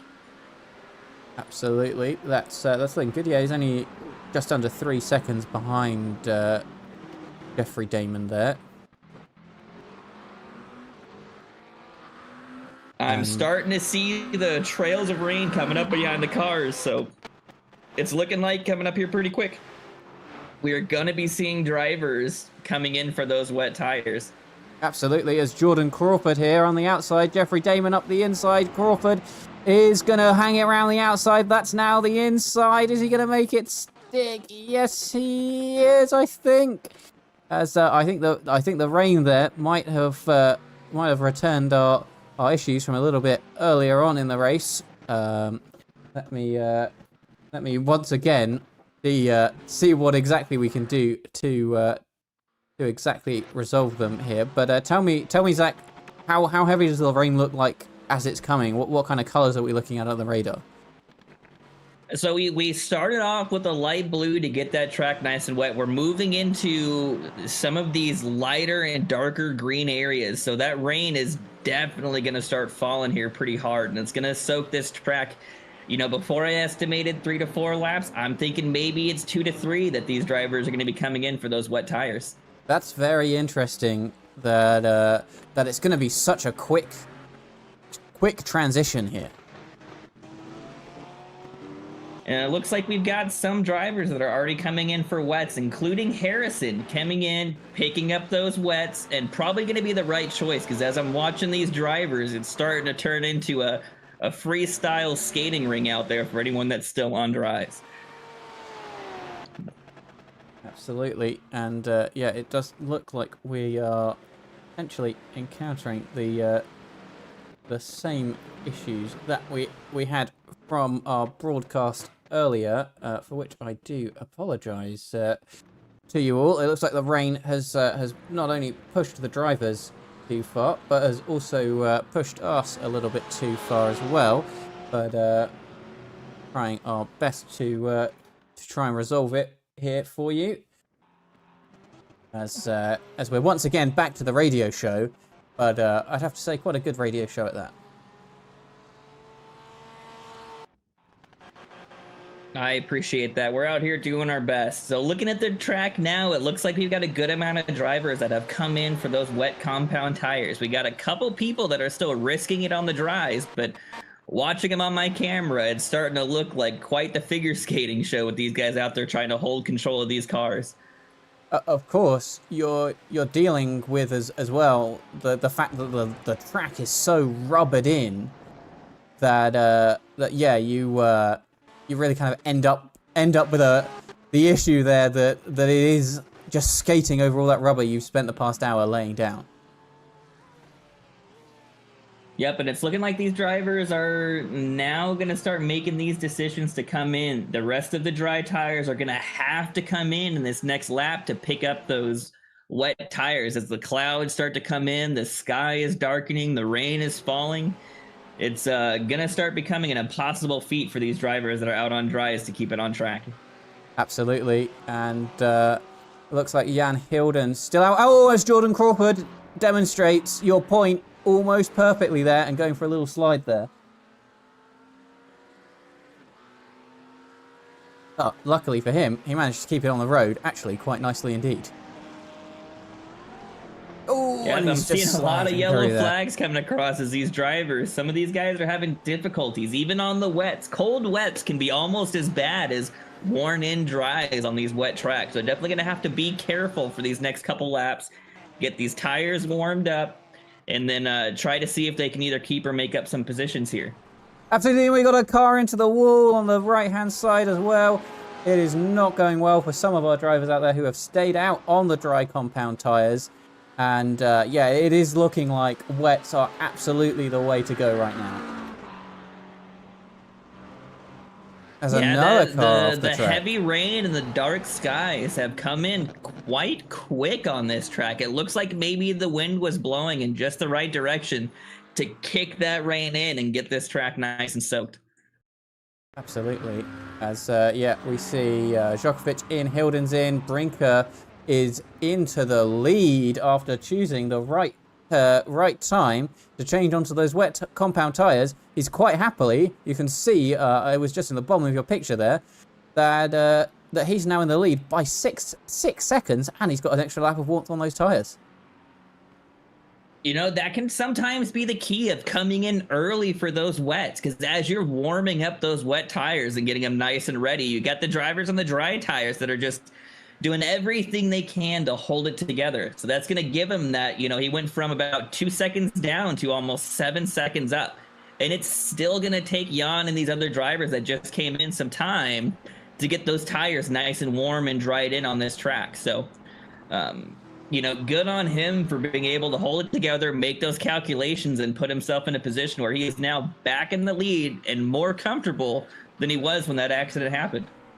Absolutely. And yeah, you can see it now. You can see how much darker the track is, how much water they're kicking up, that kind of anybody who's still out there on dry tires is really going to be struggling.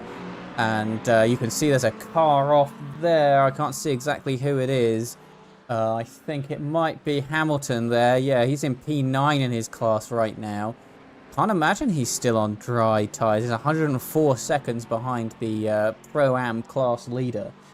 But yeah, very much a wet track. And yeah, he surely can't be on dry tyres, just struggling with those cold wets. Yep, and I think the wet drivers are definitely going to be getting comfortable for the rest of this race, because it looks like this rain is going to be here to stay for quite a while. We might get a couple holes, but other than that, you know, it looks like the rain's going to stick around and maybe have dinner with us. He just about managed to save that, did Harrison there. I think he is really struggling. That Mercedes, not a great car in the wet, so probably not having a great time, as we've got a real flurry of cars here who might all be on different levels of tyres. And oh, Jeffrey Damon, oh my god, that was almost into the wall. Almost loses it. Oh, and look, car loses it behind him. Is he going to miss him? Yes, he is, just about. He's into the wall though, and he's lost his rear wheel. That has gone terribly wrong. I think that might have been... Oh, I can't see who it is. Tell me who it is, Zach. It's looking like that was Caden that went around there. Almost hit the back of Jan, or was there, I'm sorry, Jeffrey, but he was just able to keep it off of him, but he did hit that wall pretty hard, and his back end isn't looking too happy. That is the leader of our AM class, and look at that wheel. I think, really, he's going to have to pull off and go to the pits with that, because that wheel is not supposed to be rotating like that, and he has no rear wing. He's going to try and drive it back to the pits, but look at that. That's not possible to drive back. And he does the right thing and tows it back to the pits. But that makes Michael Rhodes the leader of the AM class once again in the Duckwing Racing Endurance Championship. As Stefan Heinrichs here lets through the Pro Class driver of Timo Gartner. I think he might have actually been lapped there, as they're very different positions overall.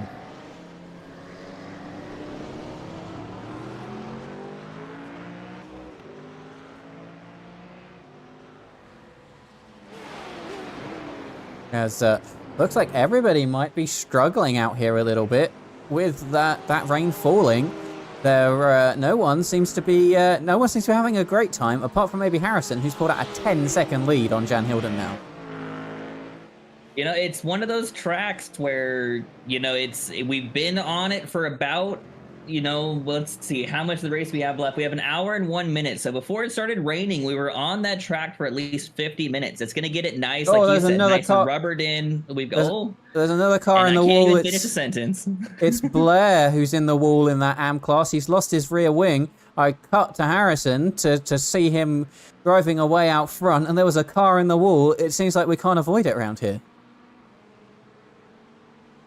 Oh, and it's not in a great place for cars when they're coming through there, and it's wet. There's gravel all over the track, and indeed, it's getting a little bit messy out there. Although it looks like the rain itself has stopped, the track is still very slippery.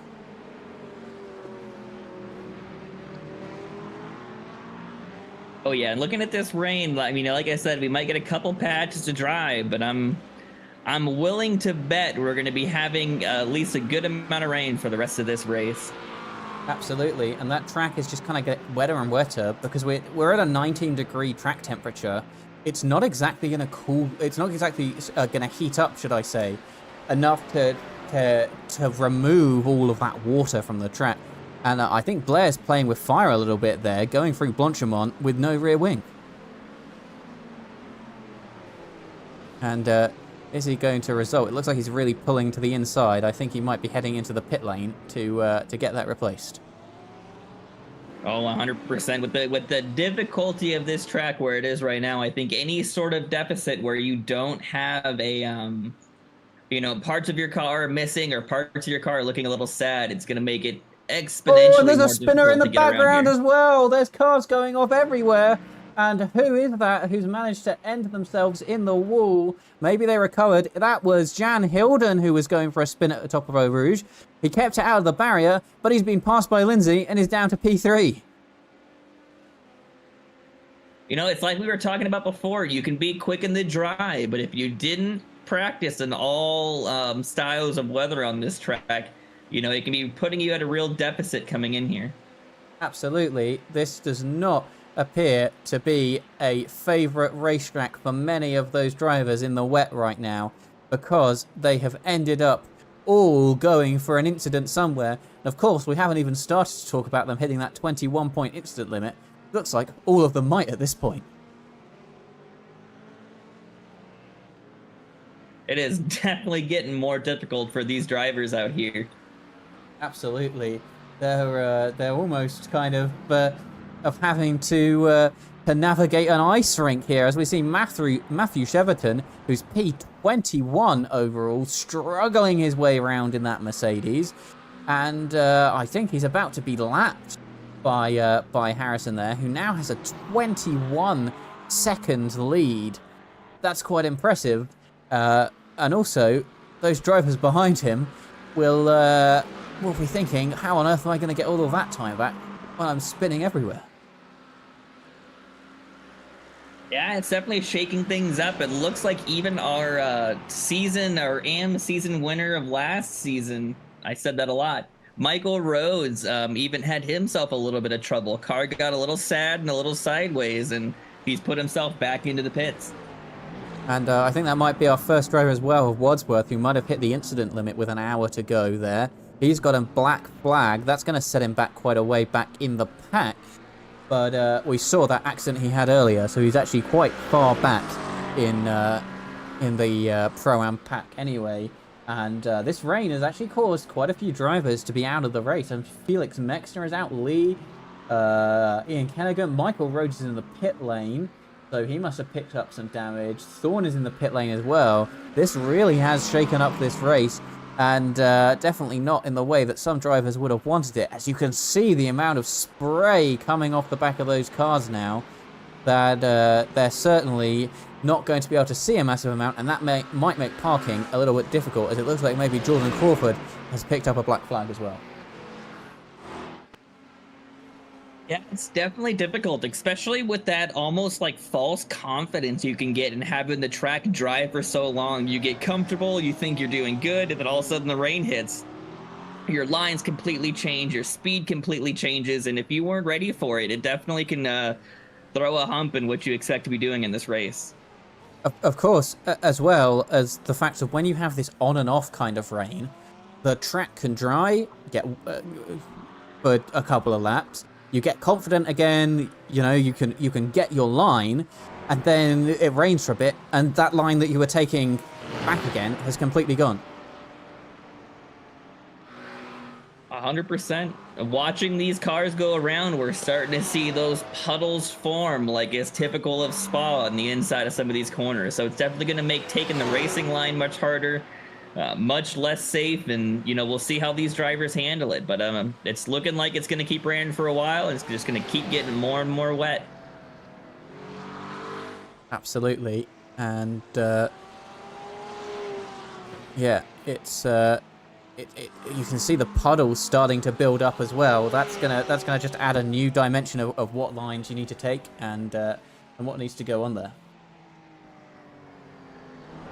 As Jan Hilden makes his way off into the gravel there. That's not the right line for him through there at all, but he keeps P2 for now, 22 seconds off the lead, and making his way through this lap group, which in the rain can be even more dangerous than regularly.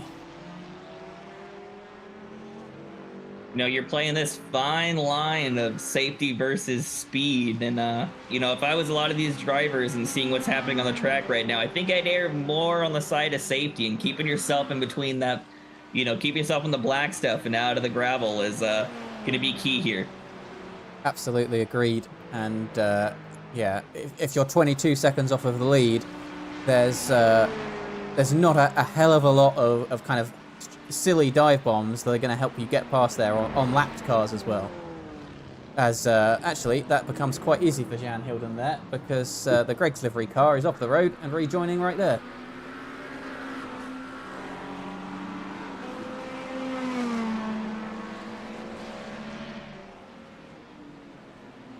Taking a look back at the radar, it's looked like we're dropping out of the green stuff and back into the blue, but it's still going to be hanging around for a while, so I'm pretty sure this track is going to be wet for quite a while longer. Indeed, I wanted to have a little look actually at the reverse here, and wow, look at how much spray is coming off of the back of Harrison's car, and you can just imagine that anyone behind him won't be able to see his car. It's actually got quite a bit wetter than I realised. Especially when you're looking at it from a TV camera straight down. As soon as he's kind of picking up a bit of speed, you can see that the world around you goes white. Yeah, and that's going to make it particularly hard, you know, for a lot of people at Spa. What you really want to do is get on that bumper on the straights, maybe make a little dive into the corners, and when you can't see anything, it makes that just a little bit harder.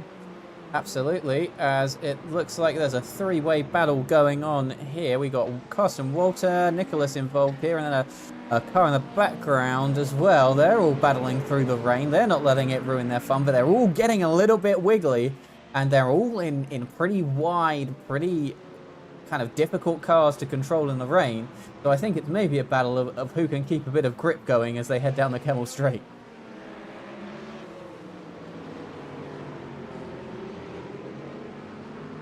As, 100%. I'm having a little bit of trouble even trying to keep up with the amount of incidents and crashes that we've got going on. It's almost every corner we've got someone going for a little spin or a little trip into the off tracks.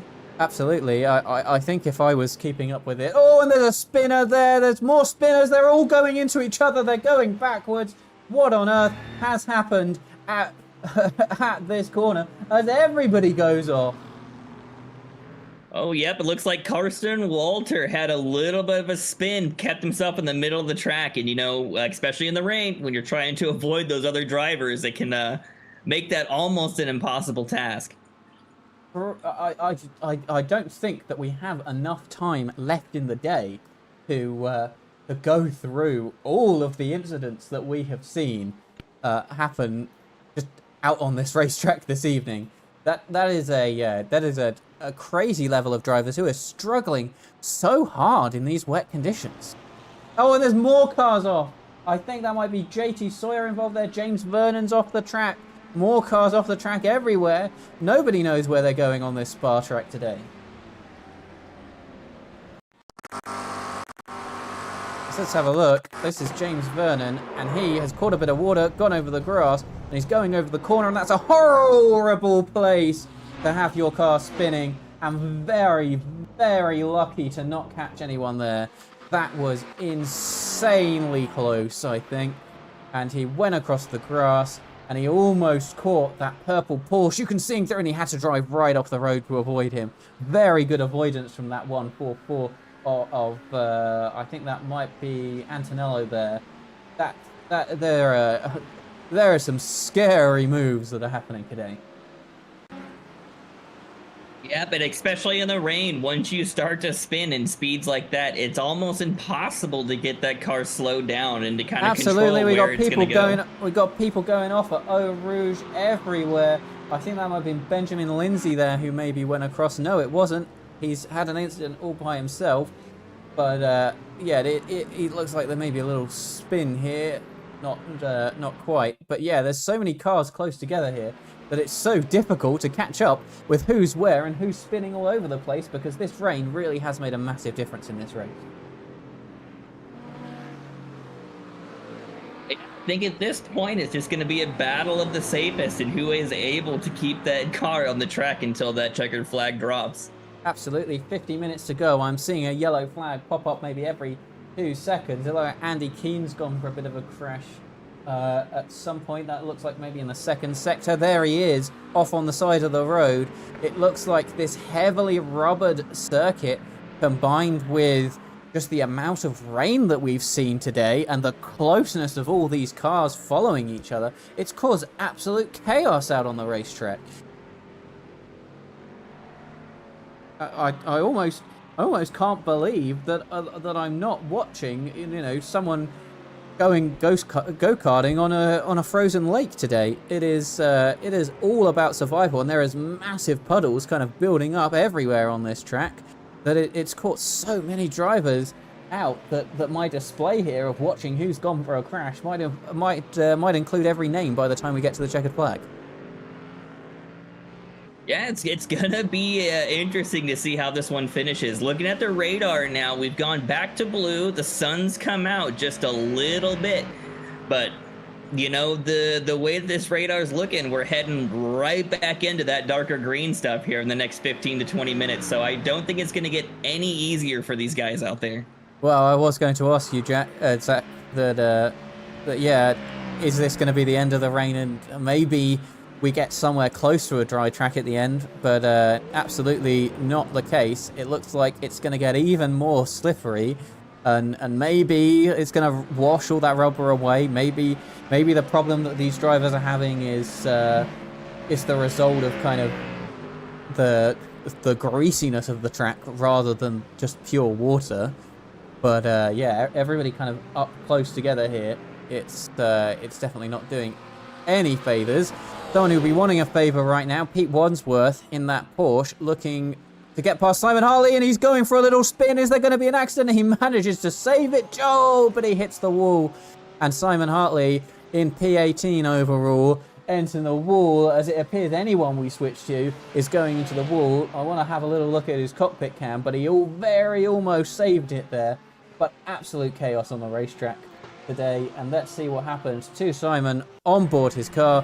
He's going, he's gone. Oh, just that kind of horrible place to have a little accident, of just a little bonk when you feel like you could have saved it.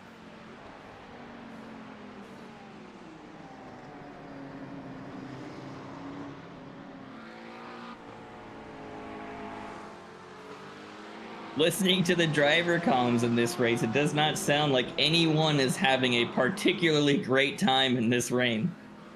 No, but I mean, I think you can say here that it is a. If you were watching the stream an hour ago, without the cars going everywhere, of course, you would be seeing a very different race, as Harrison's 10 seconds in the lead from Hilden, who leads the 63 car by 24 seconds. And Walter's in the lead of the Pro-Am class there. It is a very different picture. And, you know, our AM class winner from last time out, Michael Rhodes, in P6, he was leading the AM class at some point. And Hartley, who we've just seen go for a little bonk on the wall, is pretty firmly in the lead by 15 seconds here.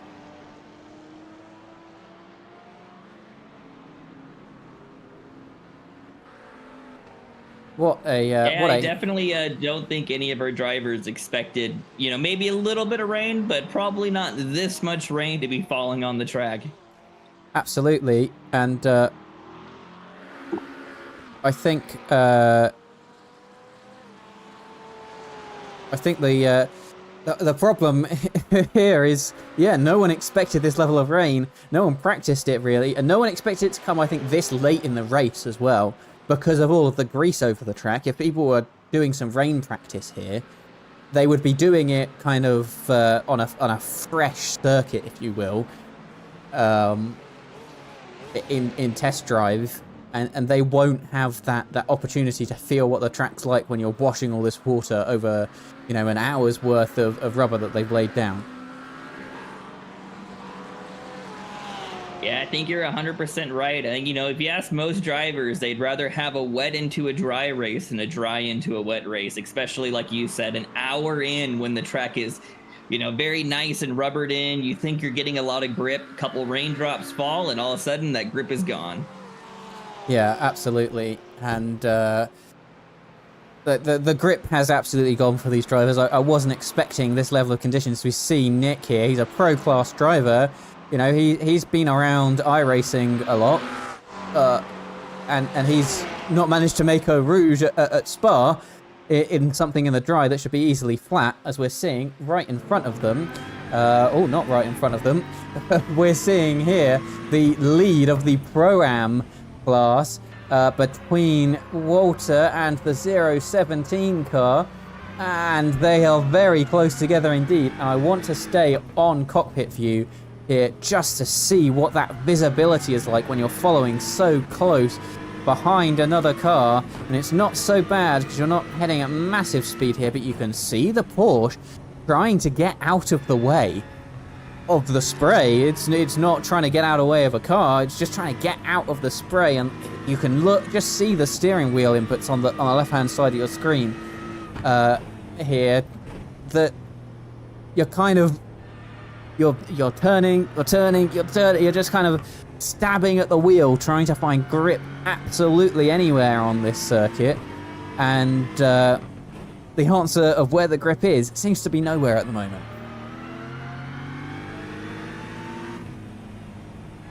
Yeah, at this point, I think no matter how hard you search, you're not going to find it. Absolutely. Oh, this will be a much better demonstration, although we're a little bit further back here, of exactly how much you can see. And yeah, once these cars get up to speed, I mean, I know there's a car somewhere in front of them here. I just can't see exactly where it is. There it is, and ooh, just about saving it there. But you just can't see it anymore, and that's insane, as it looks like we might be encountering a little bit of an accident, a little bit of a slow up at the bus stop here, as everyone's concertinaing up. Looks like they were able to get it going before anything massive happened. But you were right. It looks like Rudd and Nicholas had a little bit of a slowdown there coming out of that Oh, and there's chicane. a car going very slowly, and I think that was almost an airplane crash there. There's a car very slowly, I think, trying to let these guys pass, but I just couldn't see them. It was just a spray of water. Yeah, I think at this point, that might be the biggest enemy, is your eyes. You're not able to see much. If you're behind a car, you can't see how fast and where you're coming up to some of these corners. You know, it's going to cause a lot of mistakes, a lot of anxiety for these drivers on the track.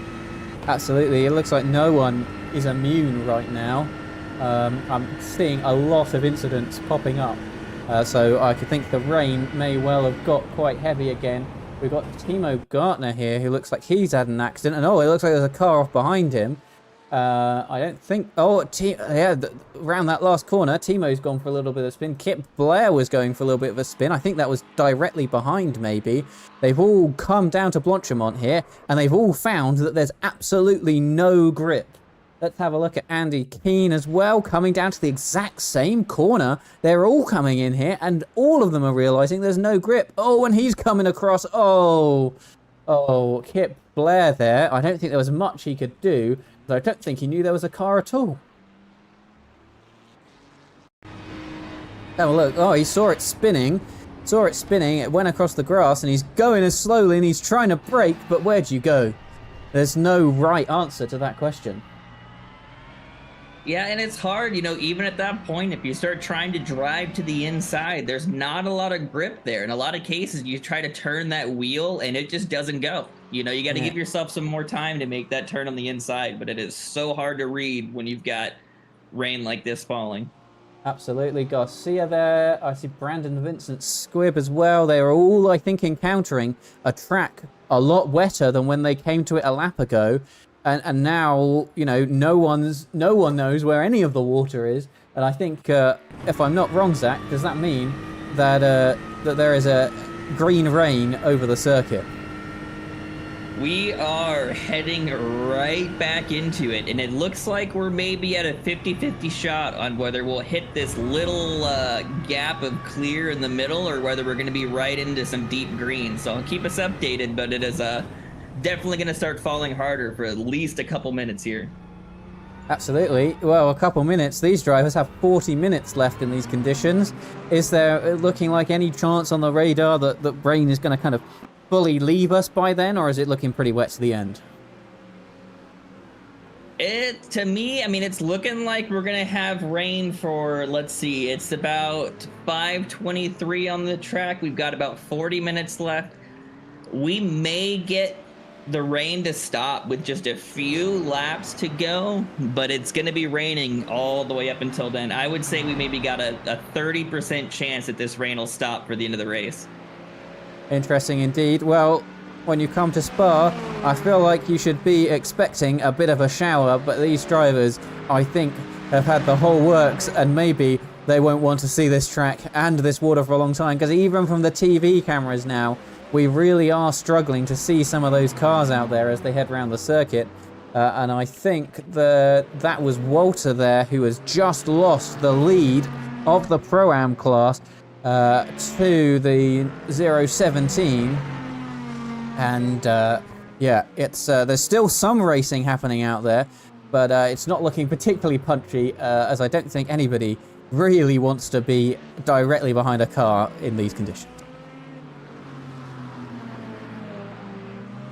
Someone who is loving these conditions right now, though, Harrison, he's extended his lead to 18 seconds. I'd say that I haven't seen, apart from that spin we saw at the top of Eau Rouge for Jan Hilden, which kind of upset the gap a little bit, I haven't seen any major incidents happening within that kind of top 5 group or so of all pro class drivers.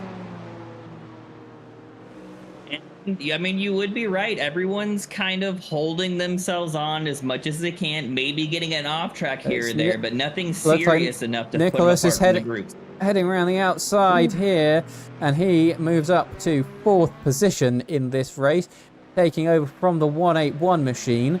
And that's a pass on track, that's a pass in the rain, and he wants to make his way forward. He's got 7 seconds forward to the next car, a potential of the bottom step of the podium.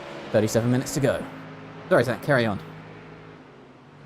Nope, you're all good there. We know the current race is more important. I can say across the field, I'm seeing black flags galore. So it looks like a lot of our drivers are hitting that incident limit, well before the end of this race. We still have 37 minutes left, so they got to be careful and keep these incident points low, or they're just going to keep collecting those drive-throughs. Absolutely, and a little bit of a change from last season. It is 21 incident points for your first drive-through penalty, then every 10 rather than every 7 before, and if you hit 50, that's going to make you disqualified, so you want to stay as far away from that as you possibly can. Of course, if you get disqualified, you cannot use this round as your drop round. If it's your, it will be your worst result of the season, of course, but it won't count for your drop round, and you'll score a big fat 0 points. So you really do, even if you're trundling around in last place, 20 seconds off the pace, want to avoid the chance of getting disqualified in this race. As we're seeing a few drivers now, I think, calling it a day for their race around the circuit as it stands. I think Alistair Hamilton there went for a bit of an incident as we're heading down here. It won't stop, it won't stop, it won't stop, but I think that might have been, I think I've got an off track and decided that was enough.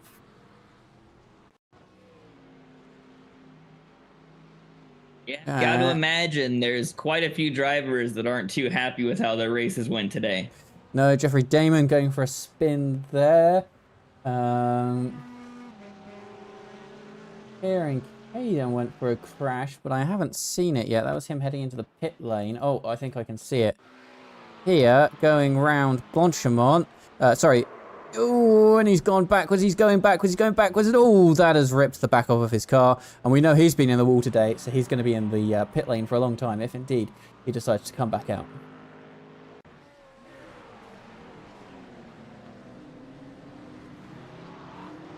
As looking down, it looks like 1, 2, 3, 4, 5, 6 cars who are out of this race. They've got out disconnected, and 1, 2, 3, 4, 5 cars who are currently in the pit lane getting repairs. But this really has turned into a battle of attrition. But also, if you're able to keep it on the road, an easy way to pick up points. Yeah, 100%. I think at this point, I'm keeping it on the track. I'm driving as safe as I need to, and I'm just going to see who else makes mistakes and try to just get myself as up there as possible. Absolutely. And looking at the radar, it looks like at least part of the track, we might hit a little dry spell before we head back into some rain for the rest of the race. Absolutely. Well, 34 minutes to go. I think some of these drivers will be wishing it was 3.4 minutes to go.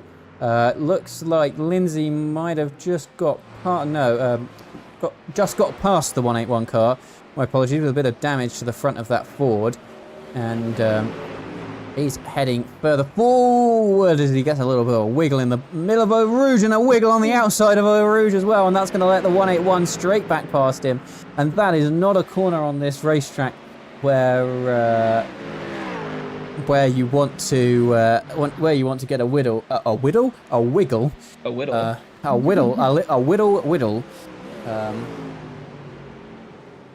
Yeah, I think you're 100% right there. Going up into Eau Rouge, if you get off at all, you've got, those painted curves that you want to avoid, followed by painted designs on the road that you don't want to be in. So you get a little swirly up there, and you're kind of just out of luck unless you can keep onto it.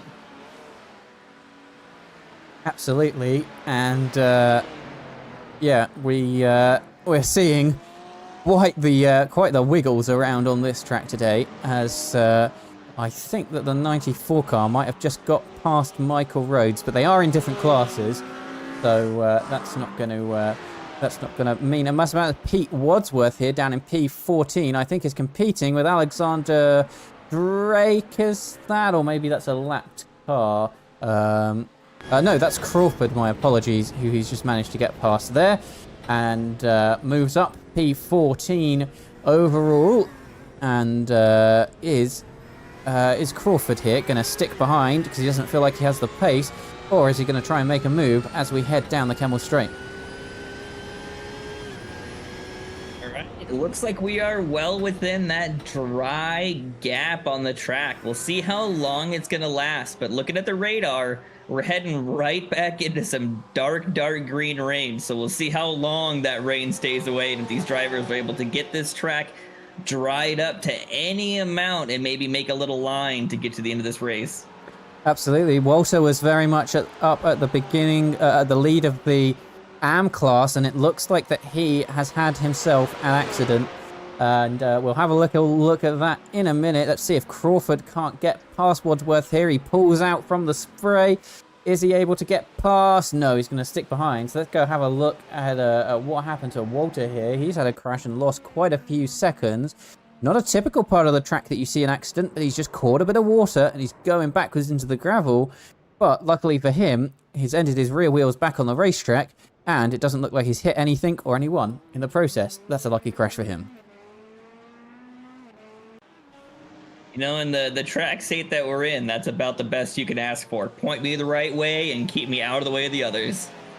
Absolutely. And, I mean, my mind is kind of cast back a little bit here to, it must have been around 2018-19, the German Grand Prix, where the track just turned into an ice skating rink and and there's a spin for Crawford there, and that's going to be a black flag for him as he passes the incident limit, gets a 2x for loss of control, but now he's in the middle of the racetrack facing the wrong direction.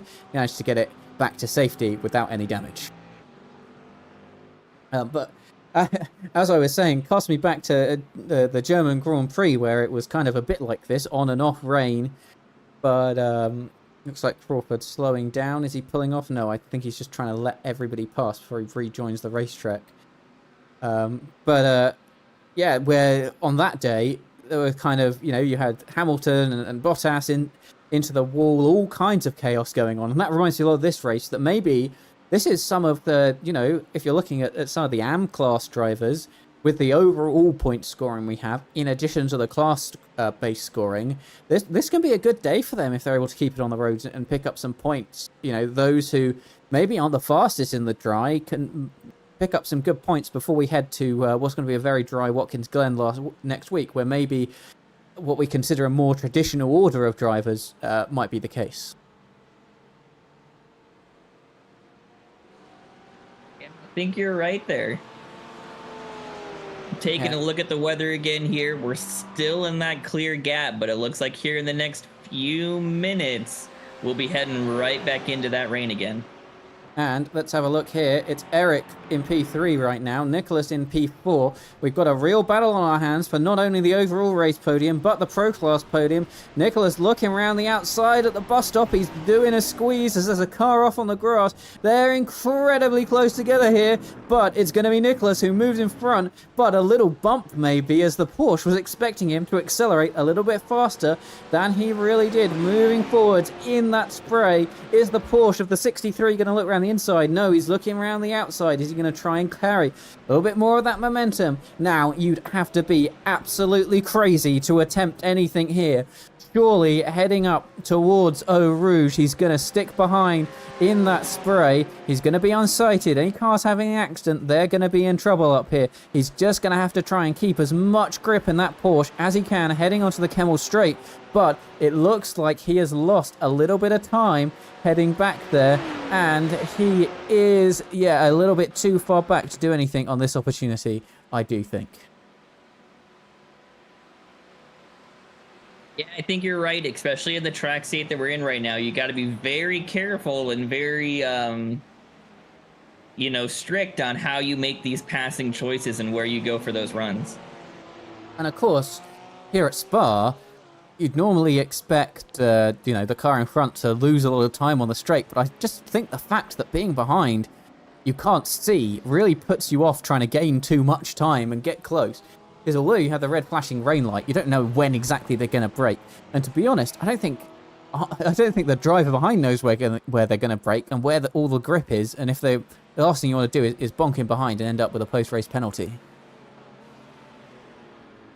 Yep, 100%. It definitely makes things much harder for the passing car to really keep vision and know where they're at on the track. Absolutely. And now, Zach, I am seeing some raindrops fall in front of our camera. If that's going to be us in the deep green rain, I think we could be expecting quite a few more thrills and spills at the end of this race. You would be correct. We're into the light blue, but it's quickly transitioning into that, darker green, into that deep forest green area of rain. So I think we're 100% looking at, a lot more rain to fall. This track isn't going to get any more dry, so these drivers are going to have to deal with what they've got. Absolutely correct. And we've got 30 minutes to go here, and just before the yellow flag in Sector 3 popped up, as we can see a car, it's a 78 off the road of ACOS there. It looks like everybody's having an accident around this corner here, and I think we've seen this accident many a time a day before. He's touched the curb, he's going round. Ooh, and a nice avoidance by the Mercedes behind. No damage for him. He's just going to whip it back around. Maybe not in the safest manner, but he doesn't hit anyone, so I guess he's fine for now. Yeah, that can be even a tricky corner when you're going around it in the dry. That curb can really throw the balance off the car. And once you're in any amount of this wet stuff, you lose balance of the car, you're almost guaranteed to lose the rest of it along with it.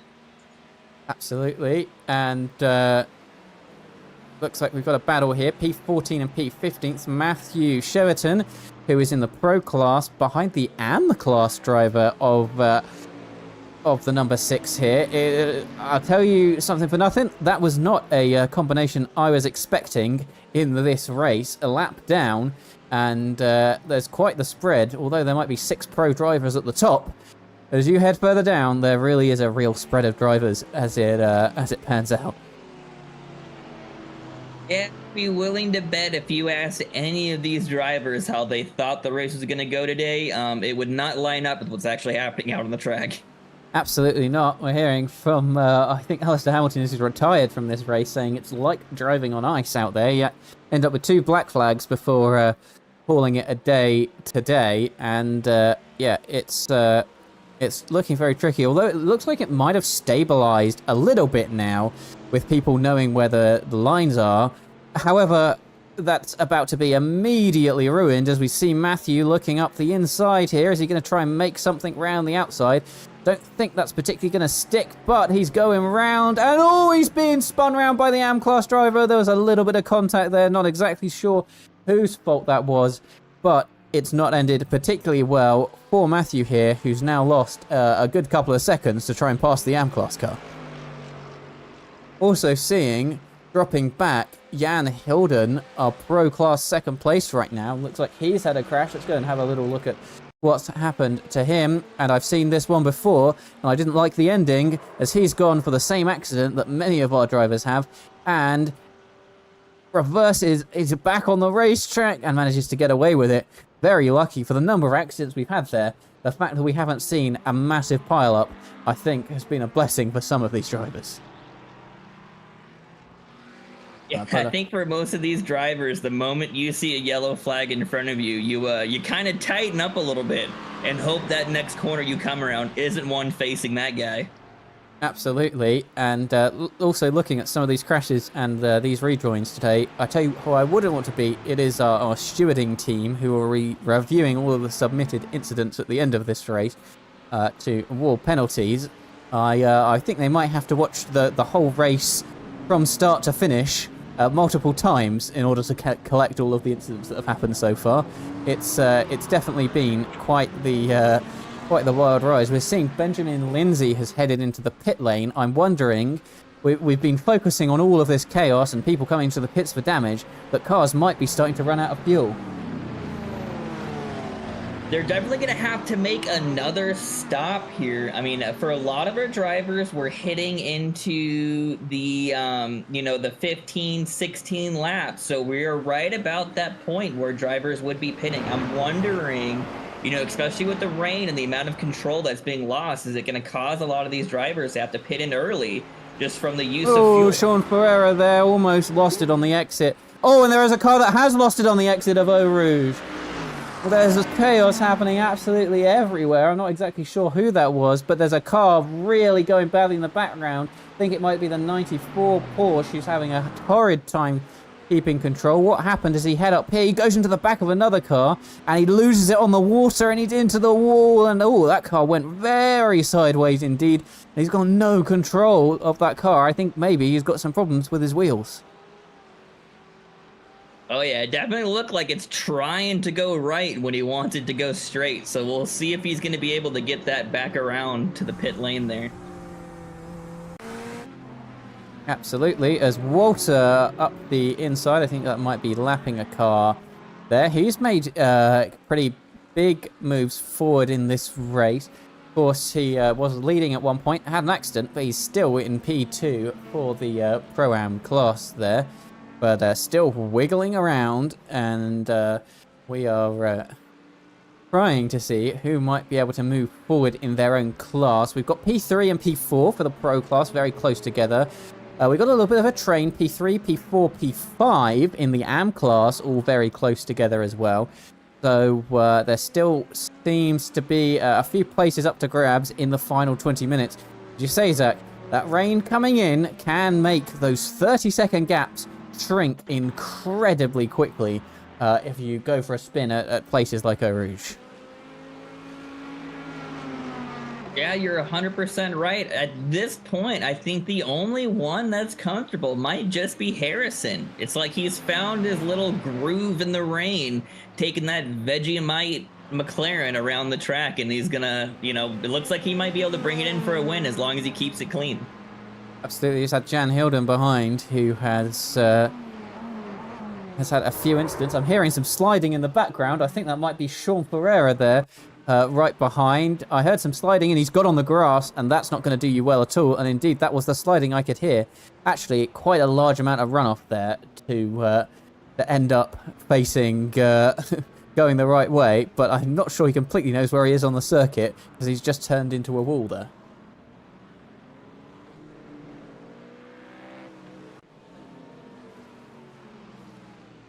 has Daniel here is P1 in the AM class, and he's got Matthew Cheverton of the Pro. They were having a little bit of a fight earlier on, but Matthew's through this time, and I think he might be off for a little bit longer.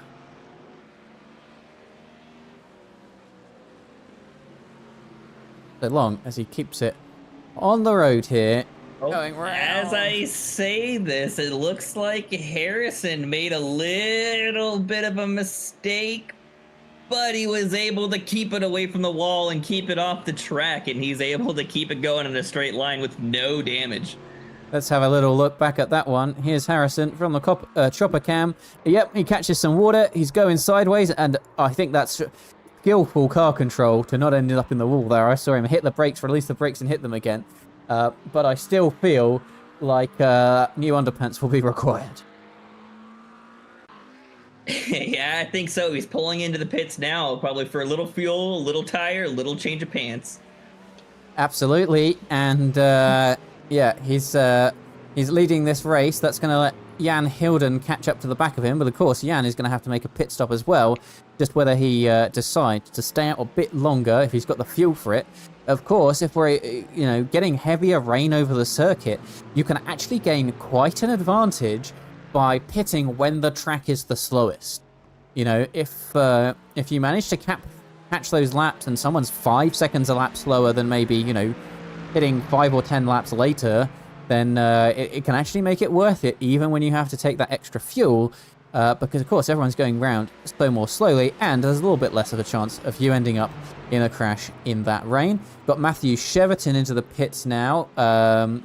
Jan Hilden does take the lead. He hasn't gone into the pit lane, and I am seeing a flurry of black flags over my screen. Hartley gets a black flag. He's going to lose the position to Michael Rhodes, who's actually only a couple tenths behind him. Garcia is in the pit lane with a black flag. Not sure if they're serving it or if they're pitting, but lots of drivers coming to the pit now. We've got the 181 into the pits. We've got Crawford in the pits. Quite a few, I think, coming in because they all stopped on similar laps to get on potentially a new set of tyres, but definitely some more fuel. Yeah, I gotta be wondering for these drivers how worn out those wet tires are. We got 17 minutes in the race, so maybe you can make it to the end, but at the same time, with the amount of spins that we've seen, I'd almost be willing to bet these tires are begging for forgiveness for most of these drivers. Absolutely. I'd like to see some drivers' tires at the end of this race and see exactly how worn they end up being. Because of course the sideways motion against the racetrack is not how they're supposed to be. They're supposed to be going forwards, and almost like running them on a dry track, as we see the 017 here. He's the Pro-Am leader, so he wants this car to get out of the way. He's fresh out of the pits, and you can see the flashing lights. I think he's Matthew Cheverton he's behind, and I do think they're not fighting for position. It's a lapped car in there. But indeed, he wanted to get out of the way because you don't want them to spin in front of you and your front bumper and potentially more leaving your vehicle. Yep, and it looks like he's on lap 17, so he's going to be coming into the pits this lap. But, especially when you're on that 17th lap, it's your last chance to kind of push and try and gain as much time on the cars in front as you can. So definitely want to take advantage of that if you have the opportunity. Absolutely. Looks like Benjamin Lindsay's ended up with a black flag. He's also had a little bit of a collision, and that actually happens down into Pouon for him. He's going, he's gone. It just seems like as soon as you get on anything slippery, there's no chance for you to recover. But that loss of control there, 2X, has scored him a black flag. Yeah, this is one of those tracks where, we've seen it as these cars go around. It tends to puddle up, especially in the apex of a lot of these corners. So once you lose it, you usually end up hitting 1 or 2 puddles. It throws the car around more, shifts that weight around, and it's an insanely hard track to keep control of the car once you go off. Absolutely. There's lots of runoff here, but of course it doesn't get run over, so yeah, you end up with just a skating rink in these conditions. You can see some of these drivers who are having to miss the puddles there. Indeed, looks like we've got our Pro-Am leader into the pit lane. We've got the 63 into the pit lane. Looks like everything's kind of sorting itself out now to end up for the end of this race. 15 minutes to go. Of course, in these slow conditions, that's only 6 laps left of this race.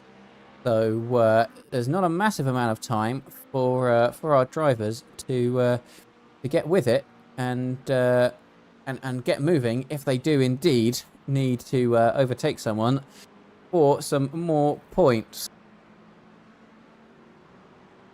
But quite a few of these drivers, top 13 now, are on the lead lap. Hartley got a black flag. He's going to drop behind Timo Gartner, but that's not going to matter for him. Stefan Heinrich still going. Commendable to him. He's in 31st place overall. He's going to probably finish there as he's 13 laps down and has a black flag. But I think it's commendable that he's finishing this race, as he is really on an ice skating rink in that Ford. I can just see it in the brakes that he's just sliding into the corner and kind of going for hope out of anything to try and get him going. And he's around, and that's Jan Hilden who's lapping him. He's around and he's backwards into the wall. Yeah, there's definitely a couple cars you don't want to be in rain like this, and a couple cars that make it easier. Ford is definitely one of the ones you don't want to be behind the wheel of, along with maybe the Mercedes. All those the front engine, front engine cars make it a lot harder to get around in the rain with how easily that back end wants to step out on you. Absolutely. Looks like Jeffrey Damon has got involved in a crash as well. Let's go and see what's happened to him. But I think I know what's going to happen. We've got a good set of corners here, and all of them know how to cause a crash. And very lucky for him to avoid the wall. Picks it up and keeps going.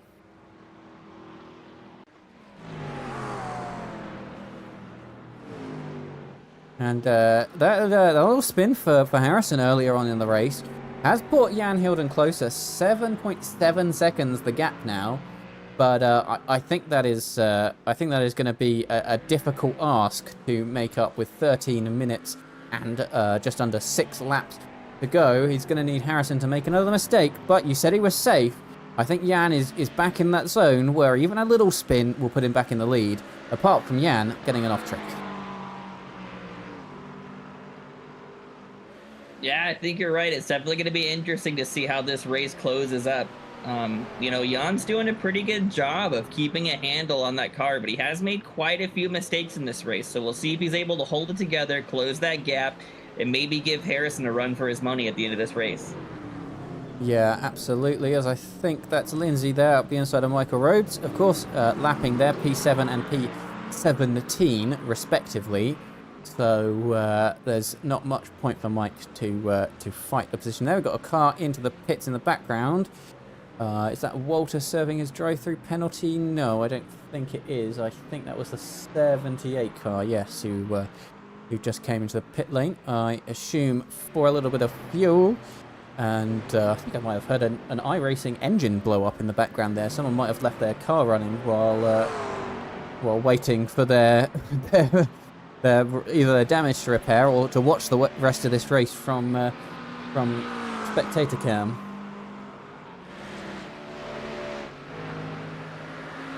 No, Gav, Mike is not in first in his class. It's going to be Kovacs in the number 6, who's in P1 in the AM class, and he's got a pretty healthy lead as well, I think. If we hop back to class view, yeah, he's got a 40-second lead over Mike there, and indeed, he's kind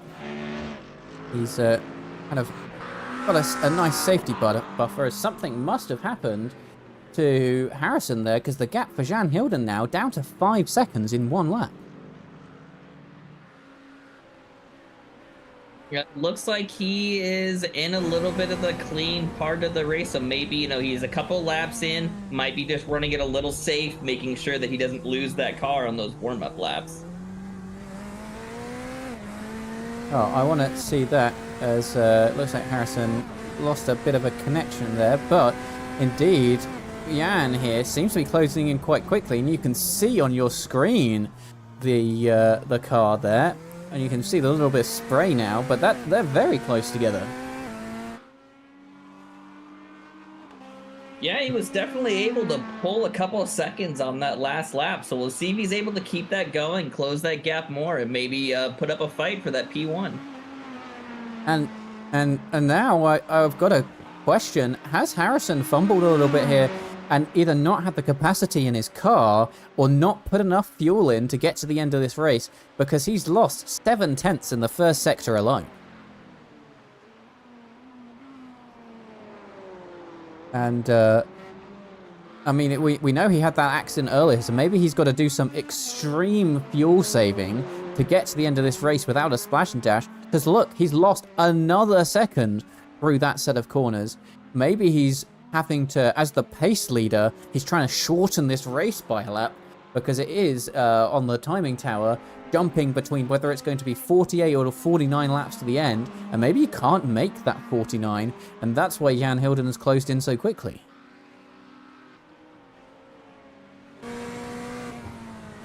Yeah, I mean, you might just be right. It does look like he had a little bit of an incident. And he's off the track. He's off and he's wide, and Jan Hilden is going to close within a second of him now, I think. And it looks like whatever's going on with him, it's really affecting him in this race, because Jan Hilden, a couple of laps ago, we said 8 seconds was insurmountable unless Harrison made a mistake. Oh, and Jan's going for a little bit of a slide, but he's closed right in 1.5 seconds. Now the race is on for the overall and the pro win of this race.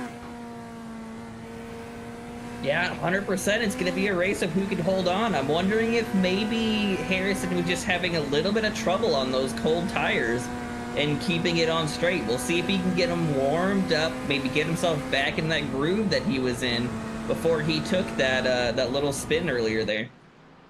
Yeah, but he's left such a psychological advantage on the table to Jan Hilden here, because he knows that Jan has gained 6 seconds in the previous 3 laps or so, and now he can see, and I always feel it in myself when I'm driving, once you can see that car in front of you, you can see them get closer and closer and closer. It just increases your pace that little bit more, those couple of tenths of a second you need. And yeah, it might not be too far away from him being in the slipstream as we head down the Kemmel Straight, and that kind of advantage down here, he's able to pull alongside and make a move with 4 laps to go. Yeah, and we can see the rain has cleared up, and it's looking like it's going to stay away for the remainder of this race. Definitely does not mean that this track is going to be any more drivable, but at least it'll be a little more sunny when they hit that checker flag. Absolutely, and as you can see, visibility not good from the cockpit of Jan Hilden here. As soon as he pulls into that spray of Harrison, he's not really able to see where the car is at all. It might be 20 meters in front of him, it might be 30, it might be 40, and that's not the kind of question you really want to be asking yourself into a braking zone. But if we do get... I don't think we're really going to get enough drying to reduce the amount of spray that is going on here, but just a bit more pace, a smidge more grip, and trust me, when the track is drying, you can feel it. Yeah, just that smidge more grip on the track. There's a car on Harrison's ground. He's round, and Jan Hilden goes through into the lead of this race. There was a car on the inside, and Harrison just lost it in the water. Let's go and have a little look at that from the chopper cam. I think he was spooked a little bit by the car on the inside, and he's just lost it all by himself, and straight through goes Jan Hilden there. Oh, it looks like he's also collected himself a black flag for incident, so he's going to have to serve that drive-through as well. We'll see if that hurts him anymore. Now, that's a good point, that maybe he was driving so slowly and carefully because he might have been 1x away from that incident limit. Like, not wanting to lose the lead from a black flag. Well, he's got a black flag here, and that might drop him back to P3 in the pro class. That's really upset the end of his race. I think it might have been Phil Bauer we saw at Nürburgring last season, where he went for a spin, hit the wall, and picked up a black flag at the same time. from the lead, and he ended up way back in his class. So I think that's going to be a little bit demoralizing for him, as we've got the 144 up the inside. Surely they're not going side by side through here, and the 144 thinks a little bit better of it, because I don't think either of them were making it to the finish of this race if they were too wide up Eau Rouge in these kind of conditions.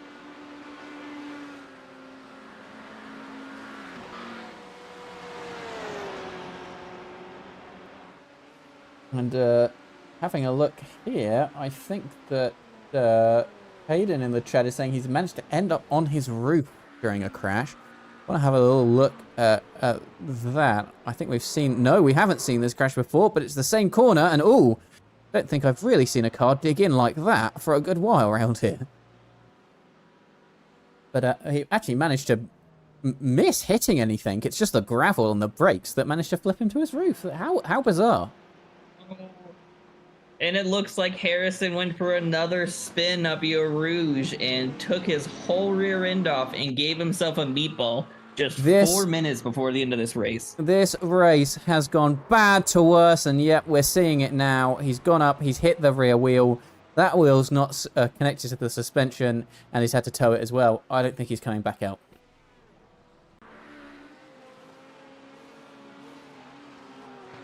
As we're seeing here, Simon Hartley and the 144 of Antonio here. Oh, and Simon's pushed him a little bit there, I think. I want to see that again from the onboard. But he's managed to sorry, Antonio pushing there. Antonio's managed to make his way up to the third place.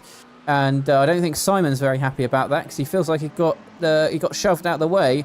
And I think our stewards team are going to be very busy after this race. Let's have another look back on this. From Simon's point of view, I think, let's have a little look in the cockpit. No, sorry, that's Harrison's crash. We don't want to rewatch that for his sake. But he's defending the inside, and he just kind of gets pushed a little bit there, because I think that the car in front doesn't really want to go into that massive puddle. Yeah, I don't know if our stewarding team will be having the best evening this evening. Has lots of cars going on here. Yeah, Harrison all the way down to 8th place in class now from the lead in a matter of 10 minutes. I think that's going to hurt.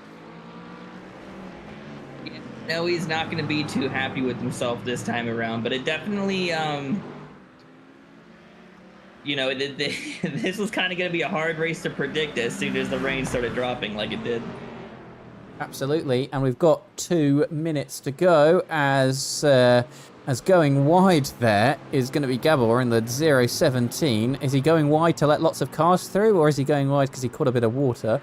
He's got a lead of 41 seconds, so he's not too concerned. Oh, and there's a crash in front, and oh, he's involved! Oh, he's involved, and he's pushing that car, which looks like a lap down. It's the number 22 that was involved there, of JT Sawyer, and the drama is not over with 2 minutes to go. Everybody's on an ice rink. Let's go and have a look at what happened during that. There's another car off the road, and Gabor has lost his front end, and he's got a black flag as well. That's going to send him back to P2. We thought it was all over, but no, he's got a black flag and he's lost his front end. He's pushing it around the racetrack. It's still connected, and that'll be a horror show for him if it ends up under his wheels. Like he's pushing it around, and he's going for like a half spin there. Dak, what on earth has happened?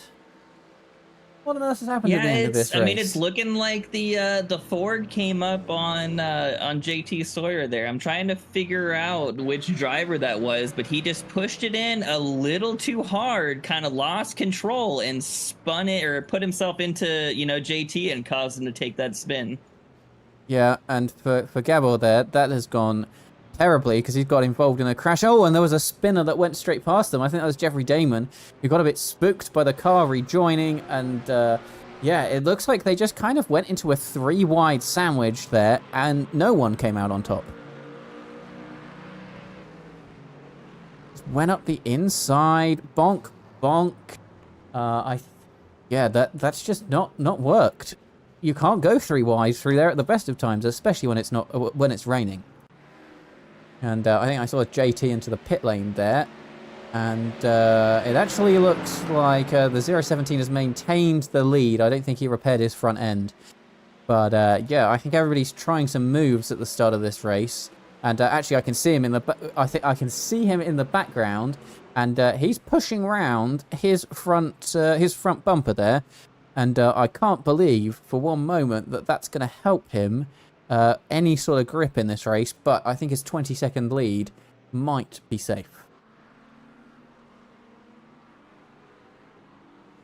As we look at our leader overall, Jan Hilden has just passed the start-finish line, which leads us to the final lap of this race. He led at the start, and now he's got a 50-second lead, but we've seen how they can erode quickly. So let's not call it before he's crossed the start-finish line. He's not stayed out of drama. He's just been in the least drama, I think, of anyone in that pro class to manage to take the win. But he's going through lap traffic now. So I think he will be keeping about a bus's length distance between all of these cars so as not to get involved in an accident.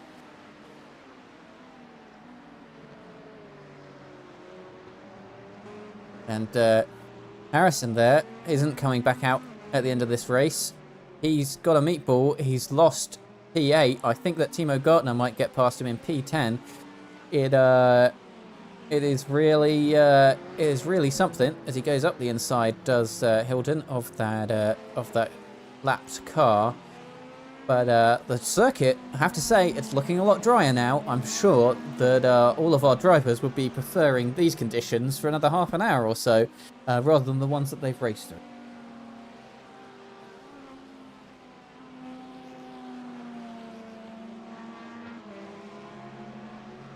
Got a yellow flag in Sector 2. Looks like Timo Gartner might have had an incident. Let's have a little look before we cut back to our race leader. Timo Gartner, probably a little tap on the curb, a little spin into the gravel, and he keeps going on. A reasonably safe crash, I would say. Yeah, there's definitely accidents you can deal with and some that you can't. And I think some of these drivers have been getting pretty lucky this race with some of the spins that they've taken. Absolutely, and it hasn't been luck today that has sealed Jan Hilden's first place overall and first place in the pro class as he comes round the final couple of corners. I don't think anyone can take this victory away from him as he heads round. 53 seconds is the lead for him. We've got cars slowing down. Oh, he goes straight through the middle. I would have stayed right behind them, but I think they might be trying to do one lap less in this race. As he comes through here, it's going to be Jan Hilden who takes the victory for the first round in the Darkwing Racing Endurance Championship. He takes P1 overall and P1 in the pro class through what have been incredibly difficult conditions throughout the race today. And it's going to be our drivers coming through next. Let's have a little look at who we're looking at next. It's going to be Simon Hartley, who comes across P21 overall, but it's going to be P5 in his class. Garcia comes across P9 in his class. Andy Keene's got a black flag in front of him on the last lap. Crossing the line, Wadsworth, the 226, he finishes P4 in the Pro-Am class. Very well done to him. Then right behind, we're going to have a flurry of cars. It's going to be Max Sheverton in P8 overall. Harrison Brinker does end up losing out to Timo Gartner, who will finish in P9. It's going to be Blair, 16 laps down. Congratulations to him for finishing the race being 16 laps down. Alexander Drake, who's had a bit of an adventure and unlucky this race, finishing in P5 in his class. It's going to be the 423 car P2 in the pro class coming across the line now. And then the P3 of the pro class in the Porsche. They've all battled through this race today, but that finishes off our pro class podium. Still quite a few drivers who are left to finish in this race, but we've got the top three, and I think the top three of the rest of our classes might be locked in. Lindsay in P4 in the pro class comes across the line now. We've got a car coming into the pit lane. I think that might be Andy Keene there serving his drive through, but he can't. Pitt finishes P5 in the pro class. Right behind him, it's the 181 and the 35. And finally, we're going to have the winner of our of our Pro-Am class, the 017. And who is going to be next? I think it's Jeffrey Damon, who finishes P22 overall, but P7 in his class. Last of the finishers in his class.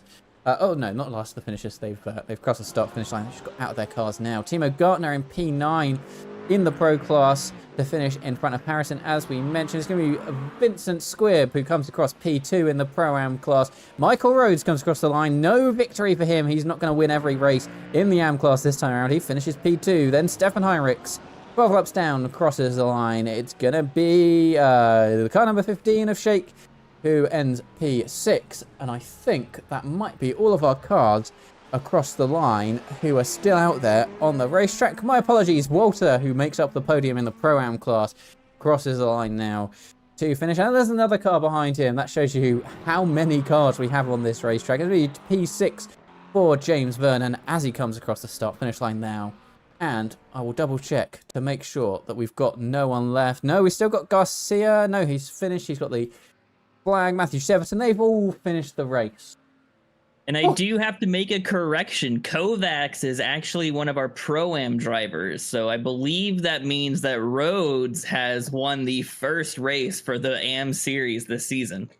I do apologize. That is completely on me there for filling out the information there. So I do apologize. I've managed to get him in the wrong place for the whole race. So let's fix that, shall we, before we get to the podium ceremony today. For that, I think it is car number 6. Yeah, I hear the complaints already popping off. Indeed, it is not. My apologies. Around with various things here. I can't see him in my list. Ah, I see the problem I have made. Perfect. I will bring that back to us in just a moment. But unfortunately, if you joined us last season, you are going to have to listen in to me interviewing Michael Rhodes once again. In this race, I really did think he might have been usurped during this, but let me verify that I have fixed that now. Let us have a little look. Maybe I've broken everything. We will find out in one moment. Have a look here, and indeed I have fixed it, so we'll bring you back live to our screen in just a moment after I've fixed everything that I have unfixed, and we can have a little look at the podium. As we said, the first race of the season, we're getting everything back on track for you. So now let us go to the podium for our Pro Class first.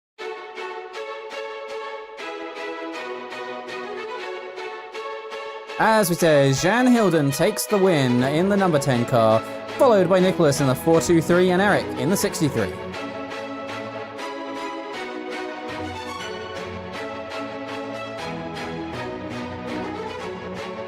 Moving back to Pro-Am, it's Gabor who takes the win in the 017, followed by Brandon in the 46 and Costin Walter in the 59.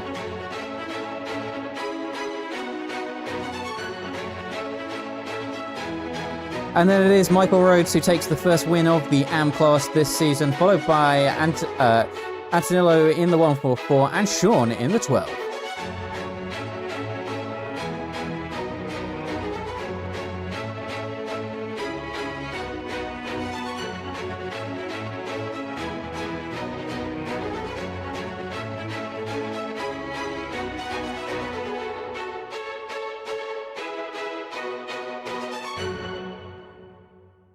Let's bring ourselves and have a little look at the overall race result. As we saw, Jan Hilden takes the win. The points on the right side are incorrect. We'll fix that for next week as well. It'll all be sorted out.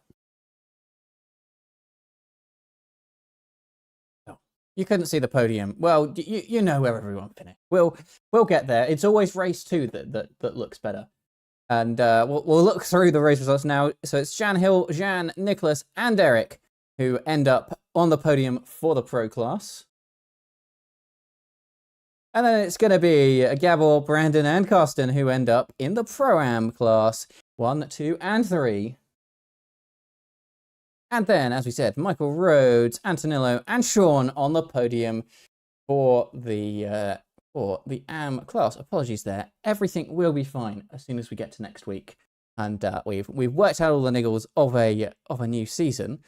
But before we talk to all of our drivers, Zach, how would you summarize that race? I'd say at the least it was very surprising, but I'm going to go ahead and say the amount of rain definitely made that an interesting one I don't think most of our drivers were expecting, as the checkered flag drops and we are even getting more rain after the cars have left the track. So I think that definitely shook things up today and made it one that was quite hard for me to keep up with all the accidents that was going on. Yeah, I think that some of our drivers were very much surprised at how much rain fell on the circuit today. But I know someone who didn't shy away from that challenge, and it's the only person who sat waiting for our interview in the interview room. It's going to be Michael Rhodes, who we spoke to a lot last season and thought maybe hadn't won today. But Mike, are you there with us? I'm so sorry. Well, it's another Pro-Am, another Am win for you. I was talking about next week. And it looked incredibly difficult for everyone out there. First of all, did you see the rain coming before you got in, and did you see it being this slippery? Saw the rain coming. I think it was that I saw that I worked out it was coming to the end of the first full stint. Yeah, it was. I was worrying. I was worried on how much rain was going to come down, and then the green radar started to take over more. And at first it was very slippery, but I didn't turn my wing up enough, so I think I crashed. Can't remember, like 5 laps into the rain. So yeah, it was very difficult conditions. I think a lot of people were struggling. But once I whacked the wing up a little bit more, I loved it. I like driving the rain. You know that. I do indeed. It looked like the most difficult part was when it first started raining. No one seemed to be able to keep any grip at all, and then maybe it settled out a little bit as the rain washed the rubber away. As you said, a few thrills and spills in there. Pro drivers, Am drivers, Pro-Am drivers, all of them were kind of having problems. You started from the back. Tell me about the qualifying. Well, I just got into work. I got in from work like 5 minutes before qualifying, and I was trying to set up everything on my wheel. So yeah, I tried to get a lap in. I think I could have got up into the top 5 for qualifying. At the end of the day, I just couldn't get the lap together, so I just thought, you know what, we'll see what we can do here. And then I kind of was like a little bit of a man on a mission. Gav was calling me Max Verstappen because I was just getting past everyone as much as I could quickly, and I didn't even realize at that first start. The first 15 minutes, it was crazy. Yeah, I think that I think it was crazy. I think our poor stewards are going to have quite the incidents to review today. Only question I've got left for you is if it was a dry race, like it might be at Watkins Glen next week, but it will be at Watkins Glen next week. I don't want to worry anyone with the same conditions as today. Do you think that you've got the pace against the others in your Am class in a dry race? You know what? No. No. I think it would be tight. I think on dry running, it was quite tight in terms of pace. I think I had the pace for the top 3. But there's definitely quick drivers in there that was giving me room for money. I think the weather probably maybe turned into my advantage because I don't know how they drive in the conditions, but I know how I can drive in it. So I think it was a struggle in that regard. But I think if it's dry race, it's going to be a lot more difficult. But it's Watkins Glen, and it's going to be a lot more fun without the chicane. Well, of course, yeah, we are going to Watkins Glen next week, and yeah, it's going to be an interesting one without the chicane. But thank you for joining us, Mike. I will let you go, and hopefully not speak to you this time next week. I'll see you next week. I'll see you next week. Hopefully. Okay, unfortunately, due to all the technical difficulties and me getting in, the reason for all the technical difficulties of me getting in 10 minutes before this race began. Unfortunately, not going to have time to interview everybody today. We only grabbed Mike because he was there quickly to talk to, but we've got a lot of stewards reports to process, I think, afterwards as well. Head to Watkins Glen next week without the chicane. Going to be a very different racetrack and very different conditions, completely dry. Zach, you looking forward to it? I mean, like every week, I'm looking forward to see what happens. I'm looking forward to see what drivers can come up and make their way up from this last week, and see what happens. I think it's going to be another exciting one. I think we're up for a great season. Yeah, absolutely, and I think we're setting up for it. I do apologise for the technical issues that we had this week. They will be resolved for next week, and everything will run buttery smooth.